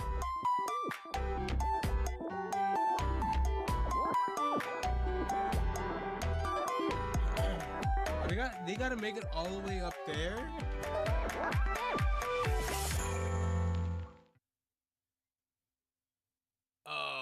Okay. It's been almost 2 years since I played a Pokemon game, which is weird because it was one of my favorite games growing up. Why? Well, the last time I played Pokemon, it didn't go well. If you didn't watch the video, I basically had to cheat to beat a game of Pokemon, which is kind of embarrassing for a guy in his 20s to do. So I vowed I was never going to play a Pokemon game again unless I magically got better or they actually made a new Pokemon game that was good. Neither of those things happened. But what did happen is I got a message. A lot of messages. You see, every day since I stopped playing Pokemon, I got a message from this guy named Parker. Day one of asking for some Nuzlocke content. And if you don't know what Nuzlocke is, basically just a harder way to play Pokemon. The same harder way that I had to cheat the last time I tried it. So I ignored these DMs for the first week, in the first month, in the first year. But Parker didn't give up. The messages kept coming. So at the same time day 500 was quickly approaching, I also discovered a new way to play Pokemon. You see, the thing I didn't enjoy about a Nuzlocke is that it was very stressful and also very boring. A lot of it was just grinding levels or using rare candies to expedite that process. But you see, my friends Poincro and Smallant found this new way to play Pokemon called an Ironmon. I didn't really know much about it. All I knew is that it took them months, if not years, to beat in thousands of resets. Now, if I have one motto in life, it's that I'd rather be lucky than good. So I figured if I'm not good at Pokemon, I'll just be lucky and win a Pokemon game. And so after 500 days of asking me to do some Pokemon content, I finally replied. And that was the start of Pokemon Week. I'm no stranger to marathon streams. I did it for League of Legends when I played for 100 hours straight. I did it for Elden Ring when I stayed live until I beat the game. But in this scenario, I was basically going to stay live until I beat my first ever Ironmon. If you don't know what an Ironmon is, I'll go through the rules as it becomes applicable. But the basic premise is you get one random Pokemon with totally random moves and totally random stats, and you go up against trainers with totally random Pokemon and totally random stats. Oh, that are also 50% stronger than normal. So the Elite Four has a bunch of level 90s, and that one Pokemon has to beat all 8 gyms, all the Elite Four members, and finally the Pokemon champion himself. And if that sounds difficult, I still haven't told you the hardest part of all. Professor Oak's lab.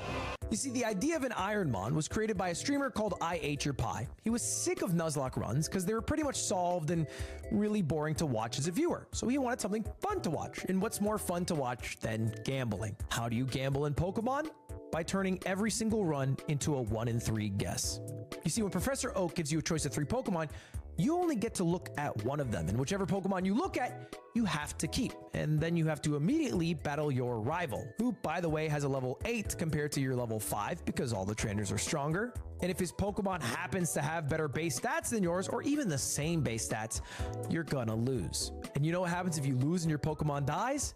You get to do it all over again. And so 80% of all Ironmon runs is this: picking a random Pokemon, dying to your rival, doing it all over again. Now, the good news is if you do beat your rival and you get out of Professor Oak's lab, you have beaten the hardest part of the game. Bad news is you have now entered the next hardest part of the game: trying to beat the first gym leader. Because you see, part of the goal of an Ironmon is that you can only gain experience from other trainers. And to enforce that, you're only allowed to catch one Pokemon per route and swap with your current Pokemon, aka a pivot, or kill one Pokemon per route to get a little bit of experience to hopefully help you beat the next trainer or gym leader. My first 8 hours of attempts, I was just stuck in the lab the entire time. So to make things more interesting, I decided to name every single Pokemon after a viewer. And if that Pokemon died, the viewer would get banned. And the only way I would unban them is if I eventually beat the game. And after 8 hours, I finally had some hope when I found this Slacking. Oh, wow. We catch this 100%. You see, Slacking has one of the best base stat totals in the game. And that's how you determine the potential of a Pokemon. The higher the base stat total, the better Pokemon they generally are. Now, the stat distributions still factor in, as well as their ability and moveset, but end of the day, base stat total is king, and Slacking has the highest base stat total of any Pokemon. And I mean any Pokemon. I'm including legendaries in this. Now, you might not think of Slacking as this OP Pokemon, but that's because if you ever played the game, you know his ability Truant, where every other turn, he slacks off. Just literally does nothing in exchange for being super powerful the one turn he does do something. But because the game is randomized, Slacking's ability wasn't Truant. It was actually something also kind of useless. It's the ability called Plus, which makes Plusle more powerful if he's in a double battle with Minim. But just not having Truant is so strong that it doesn't matter that that ability doesn't actually provide any benefits. And like every other Pokemon, I decided to name Slacking after a viewer, Swizzy Mars. Now, Swizzy didn't have the best moveset, but once he hit level 7, he learned Dizzy Punch, which is massive, because now he has a stab move that also can cause confusion. And just the way the stats randomly distributed, his attack stat was his highest stat. I'm not as good as Smaller Point Crow, so I'm not doing the ultimate Kaizo Ironmon. I'm just doing a regular Ironmon with one additional rule that I'm only allowed to use one Pokemon. Basically, it all started with Ironmon, and then people solved it, so they went to Ultimate Ironmon, then they solved that, then they went to Kaizo Ironmon, and now they solved that, so they're doing Super Kaizo Ironmon. They're just trying to find new ways to torture themselves. I'm not that good at Pokemon. I'm almost 30. I'm cool just doing a regular Ironmon. I had to cheat to do a damn Nuzlocke. This is cool with me. Because of Swizzy's insane stats, I was able to cruise through the Viridian Forest, and then I went to go fight my rival, an optional battle that's in front of Victory Road, to hopefully get some more stats to help me beat the first gym leader Brock, which I had failed to do at this point so far. And even though Furret was 5 levels higher than Swizzy, his base stats were so much worse than my Slacking that I was faster and stronger, and I won without losing any health. And for the first time in 8 hours, I started to believe this run was possible. I'm not even gonna lie, I am a firm believer in this motherfucking Slacking. He is big. Swizzy doing tricks on it. The only other battle that's kind of tough is the rival battle before Misty's gym. What? But luckily for me, my rival's Pokemon weren't that good, so Swizzy won without too many problems. And after that, the game becomes a lot easier. You see, a Nuzlocke, you're kind of stressed at every second because you can't be over leveled. You have to make sure the levels are distributed amongst all your Pokemon. But in an Ironmon, it's different. There's a limited amount of XP you can get, but you need every last drop because the final Pokemon champion has a level 95.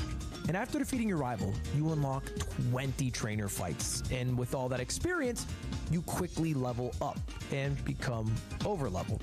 And then the rest of the game becomes a lot easier.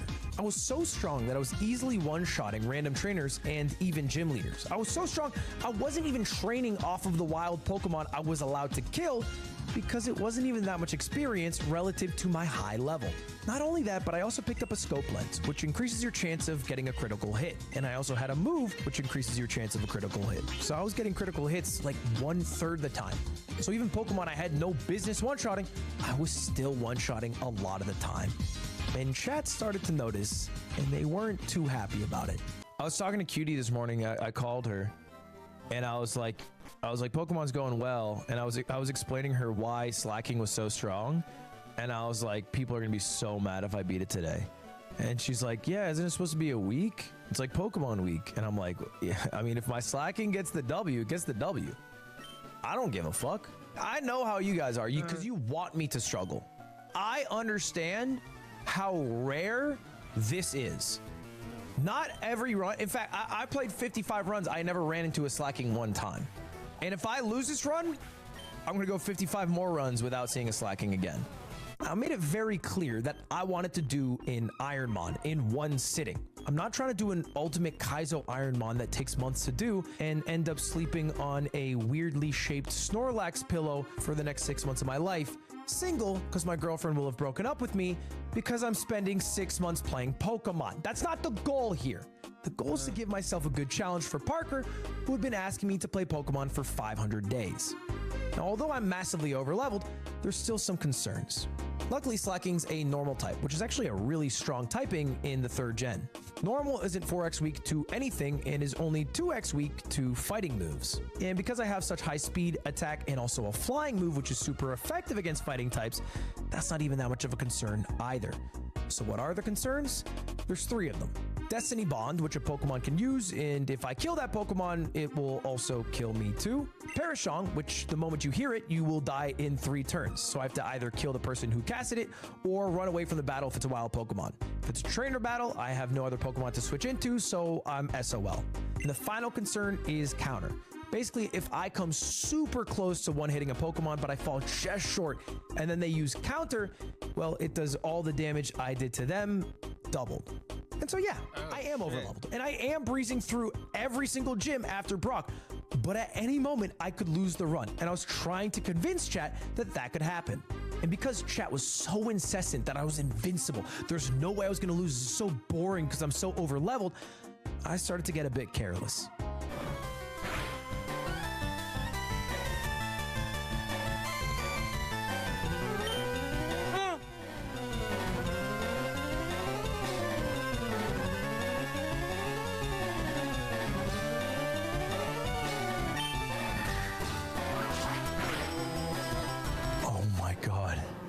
That was one of the 3 things I said could take me out.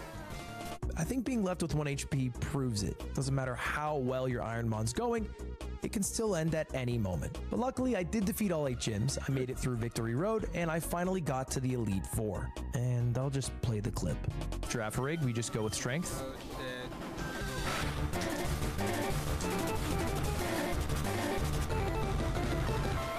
Crit. Thank you. Thank you. Dugong. Water, ice, best play, ancient power.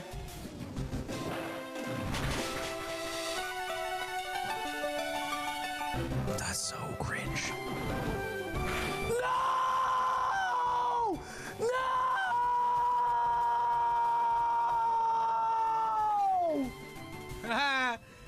Oh! Got him! I didn't know he had counter. Dude, I get it, man. I get what Luca felt like when he got that call.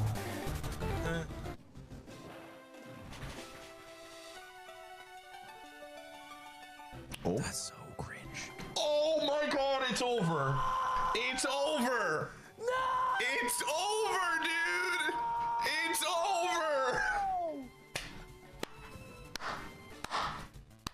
Welcome to Ironmon, baby. It took me like 10 hours just to get to that point. I knew this would happen.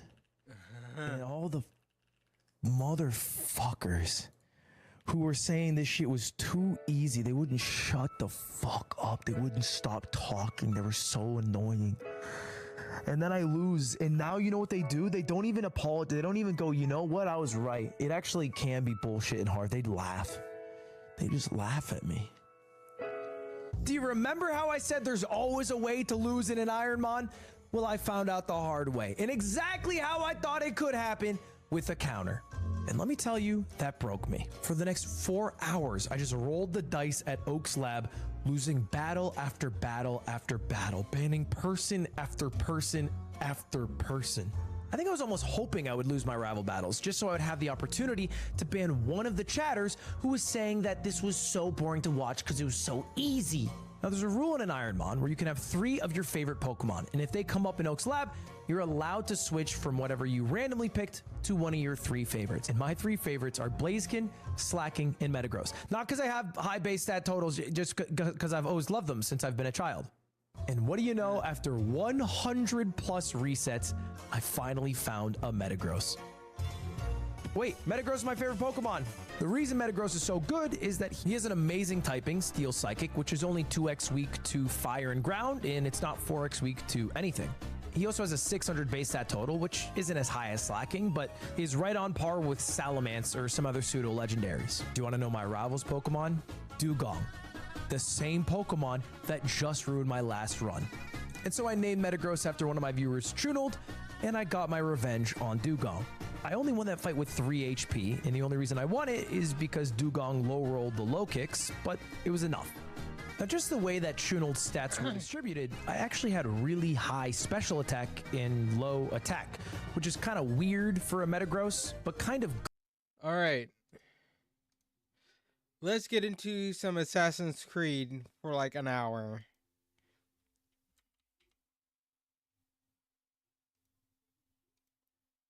I've been wanting to play this game. I feel a little bit better.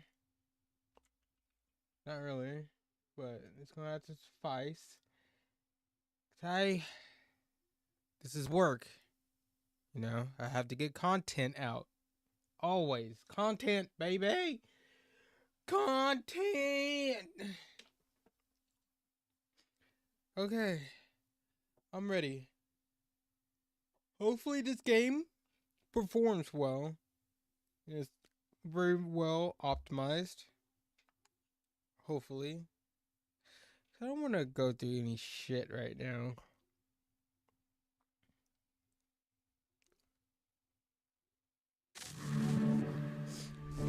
Ubisoft, the company we all love, brother.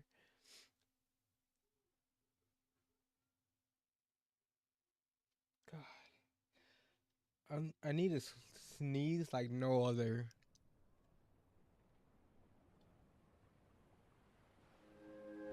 Welcome. A beautiful place, isn't it? A fresh sea breeze, the warm sun. This beach belongs just to you. It doesn't exist out in the world. Everything you see here is from the past, your past. One of your ancestors visited this place long ago, forever writing their memory into the fabric of your DNA. Animus Ego unlocks these genetic memories for you. To sense, wander, and connect. Like grains of sand which began as rocks, you have been shaped by these past lives, honed into who you are today. Your journey to mindfulness begins through these ancestral memories for a total perspective on what makes you you. New memory streams are activating now. Erase self-doubt, fear, and weakness. Give yourself the confidence to conquer the world. Follow the trail and we will be in touch. Welcome to the dark.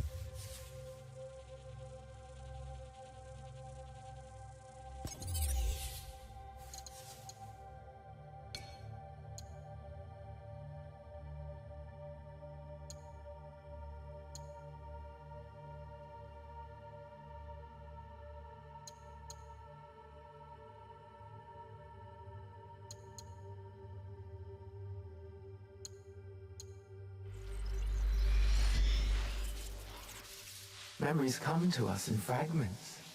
You relive a jigsaw of experiences and emotions. Some memories are soothing and familiar. Wrapped inside them, you feel tranquil, complacent. And then there are the ones I have reconstructed. What I am about to show you. In these memories, there are imperfections, aberrations that defy algorithm and biology. I'm getting ahead of myself. You may not understand what you're seeing at first, but you must trust me. Trust yourself.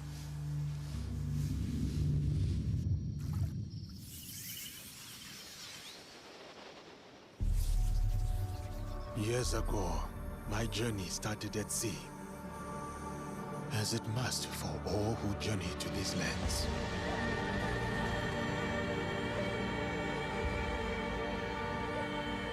A complex and precarious place.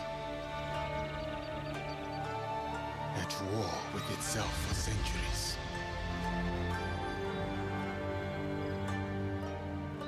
From that chaos and bloodshed, my opportunity surfaced. In the form of the most powerful warlord their history had known. Oda Nobunaga. A lord who took an interest in me. An outsider among outsiders.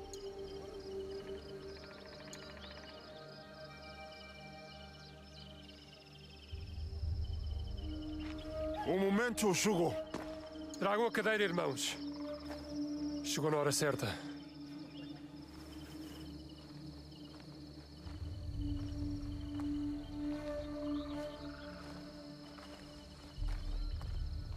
Father Baragnano, you are expected to appear before Lord Nobunaga today. Thank you, Sir Mitsuhide. We are ready.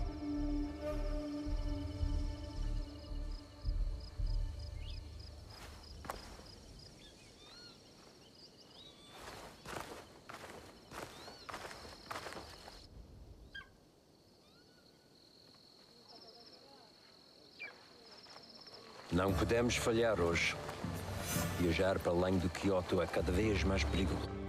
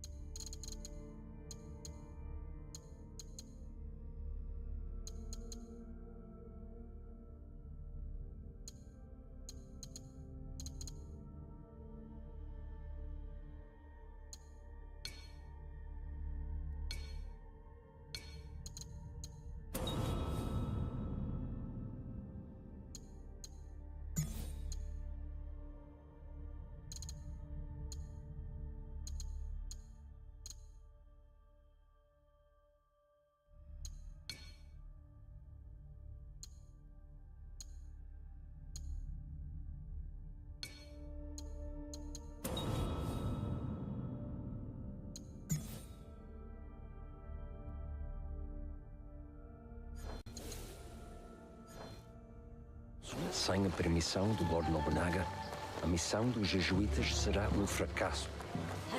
Não podemos permitir. A nossa segurança deve-se ao Diogo. Sua presença manteve os monges e os bandidos bem longe. O Diogo não os deterá para sempre. Temos de garantir o favor de Nobunaga. Vamos ficar bem ocupados quando nos deitarmos a mão. O que tens a dizer sobre isso, Diogo? Gostavas de voltar a ver o ancião? Não sinto grande falta do mar. Considerando a quantidade dele que tinhas engolido quando te encontramos, percebo. Isso foi há muito tempo.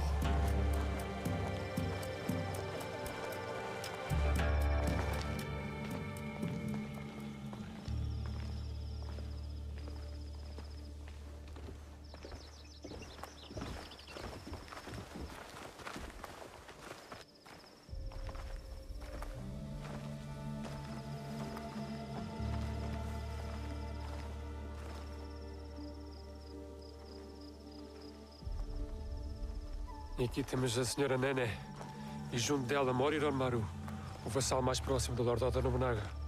Araka Tabakari. E isso só nos dificulta as coisas.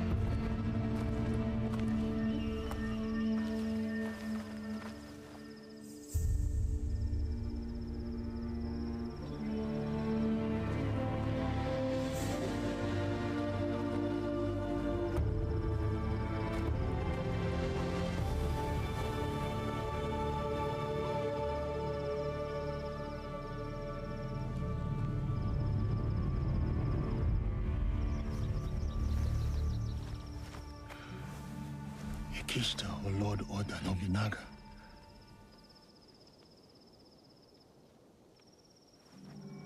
Vão chamar-nos para falar com o Lord Nobunaga em breve.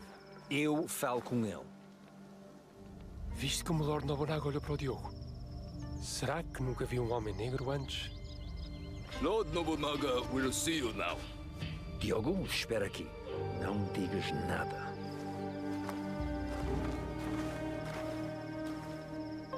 Lord Nobunaga commands that the black man join you. But he is my sword bearer, a slave. He does not speak the language. Lord Nobunaga commands it.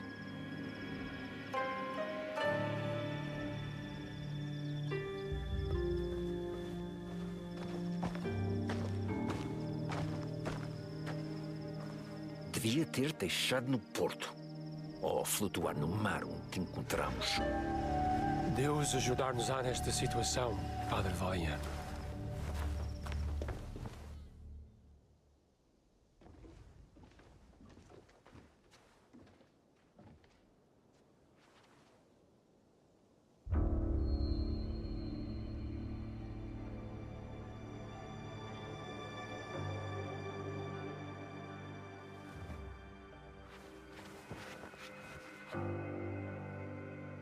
Lord Nobunaga, I present to you Father Valignano. Father Valignano has come to request free movement for his priests in your lands. That is correct, Sir Ranmaru. You will address Lord Nobunaga. Of course, of course. Forgive me, Lord Nobunaga. Please, accept this gift. A European chair, made by the finest artisans in Portugal. You may rise. You ask me to let your priests walk freely. But your priests are here already, Father Valignano. Perhaps before you worry about your priest feet, you may wish to plead for their heads.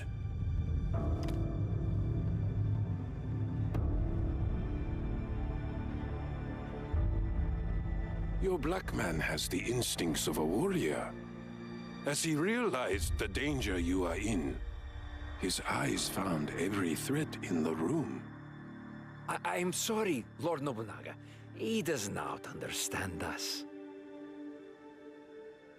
I would have many questions for this man, if only he understood. He is all the people of Kyoto speak about since his arrival.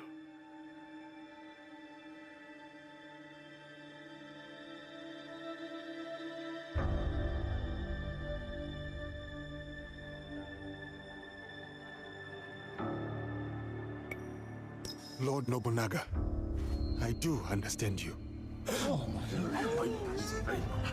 Have you been deceiving me, Father Valignano? No, Lord Nobunaga. Even I am surprised to hear Diogo speak like this. Your name is Diogo? Yes, Lord Nobunaga. That is what they call me.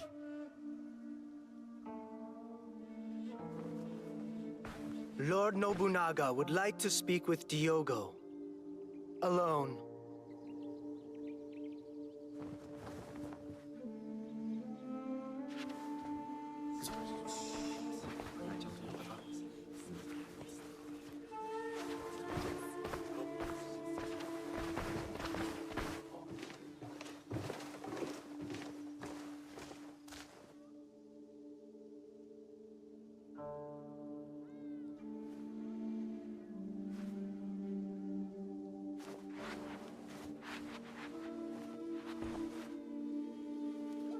Sit.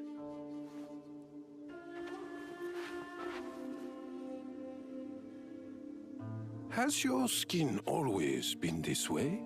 Yes, Lord Nobunaga. My homeland is very far from here. All the people there have this color. I had thought to kill you all. If the Christians were gone, it would be one less thing to consider. But they have proven fair traders and a bulwark against the Buddhists. Luis Frois amuses me. We've shared tea. But this Varignano I do not know. What are you to him, Diogo? I am like a bodyguard. I am to ensure he is safe in this land that is foreign to him. You are his bodyguard, but also his slave. Are you not? Yes, Lord Nobunaga. I am. Valignano will not be pleased that I kept you here. What do you think he will do with you? Kill you? I do not know.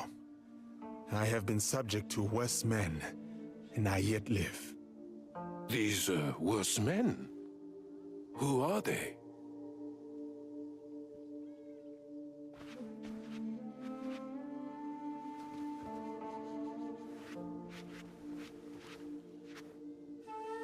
Father Valignano, I will grant you what you came for.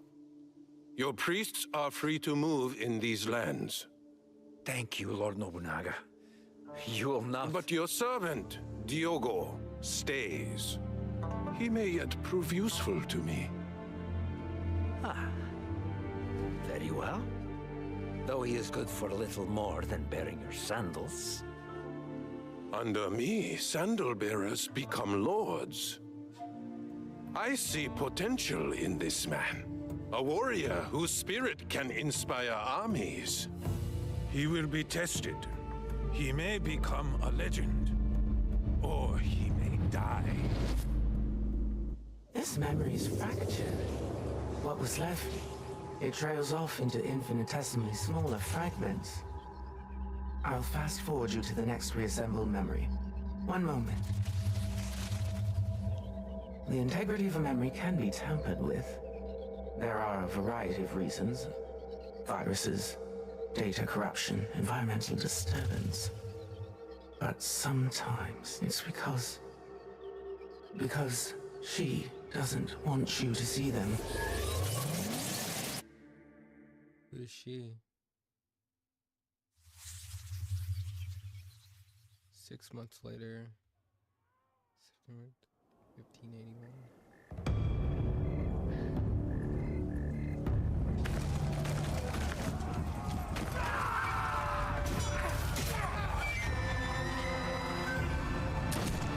Damn.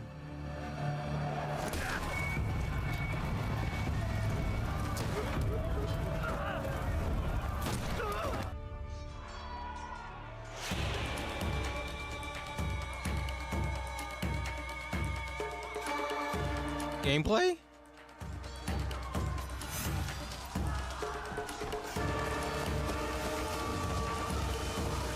Alright, we're getting about 70 frames.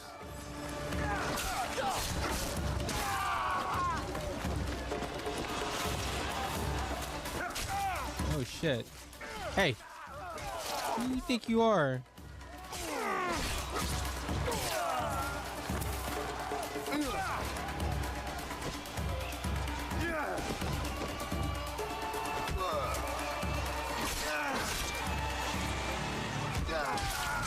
Ooh. Okay. Going over here.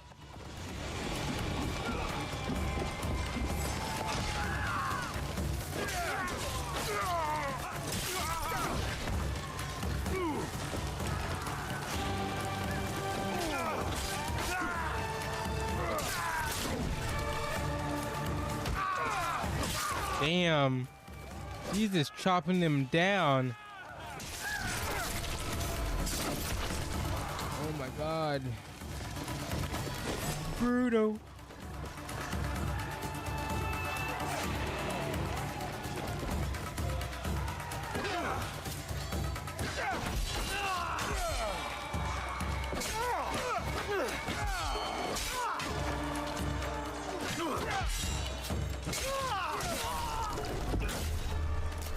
Ooh.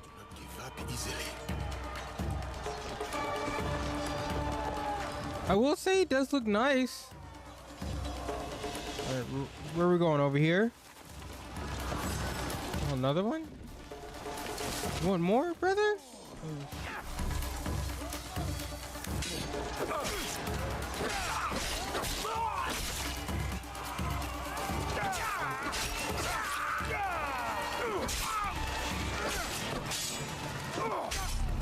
Oh crap. I can't believe I already died.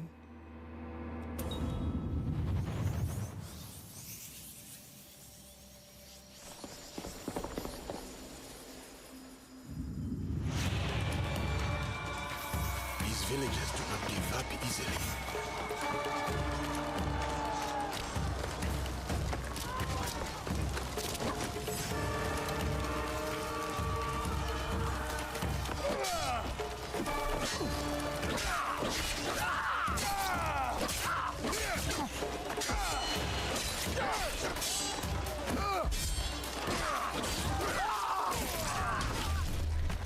Ooh.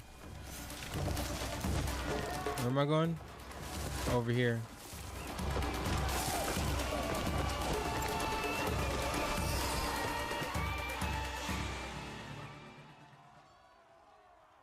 Oh my gosh. The game looks terrible on stream.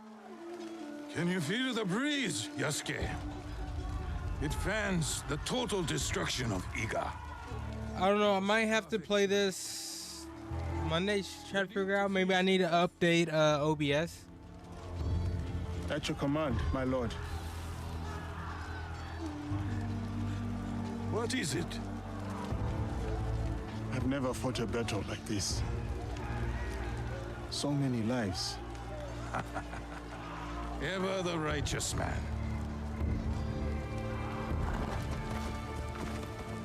While Iga calls its unifier a tyrant, 40,000 of our countrymen ride with me.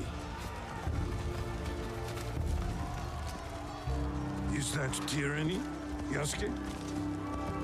No. No, it is conviction. They trust in their future with you. Yes. And that belief makes you my samurai. Iga's rebellion stands in the way of harmony. I ride with you. Go. Find Momochi Sandayu. His death will sever the sword from the hand of Iga.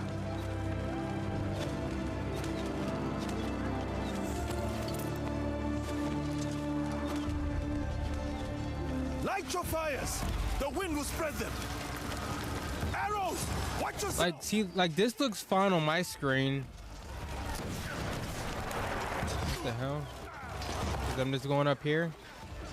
Ooh, it looks all choppy on stream. You know what? I'm not gonna play anymore. I think I'm just gonna get off for tonight. I don't know why it looks so terrible, like for the stream. What the hell?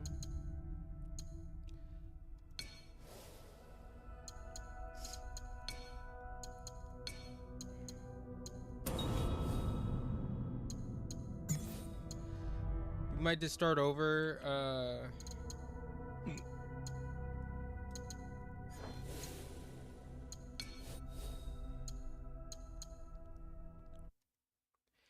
We just get started earlier Monday, and I'll probably have to update OBS. Maybe, I'm not sure what's going on, cause it happened with this game, and it happened with the last game too. I really don't know what's going on. I've never seen this issue before. So oops. So we'll probably just get started early. I'm gonna try to edit a video, try to get a video out for YouTube, so look out for that.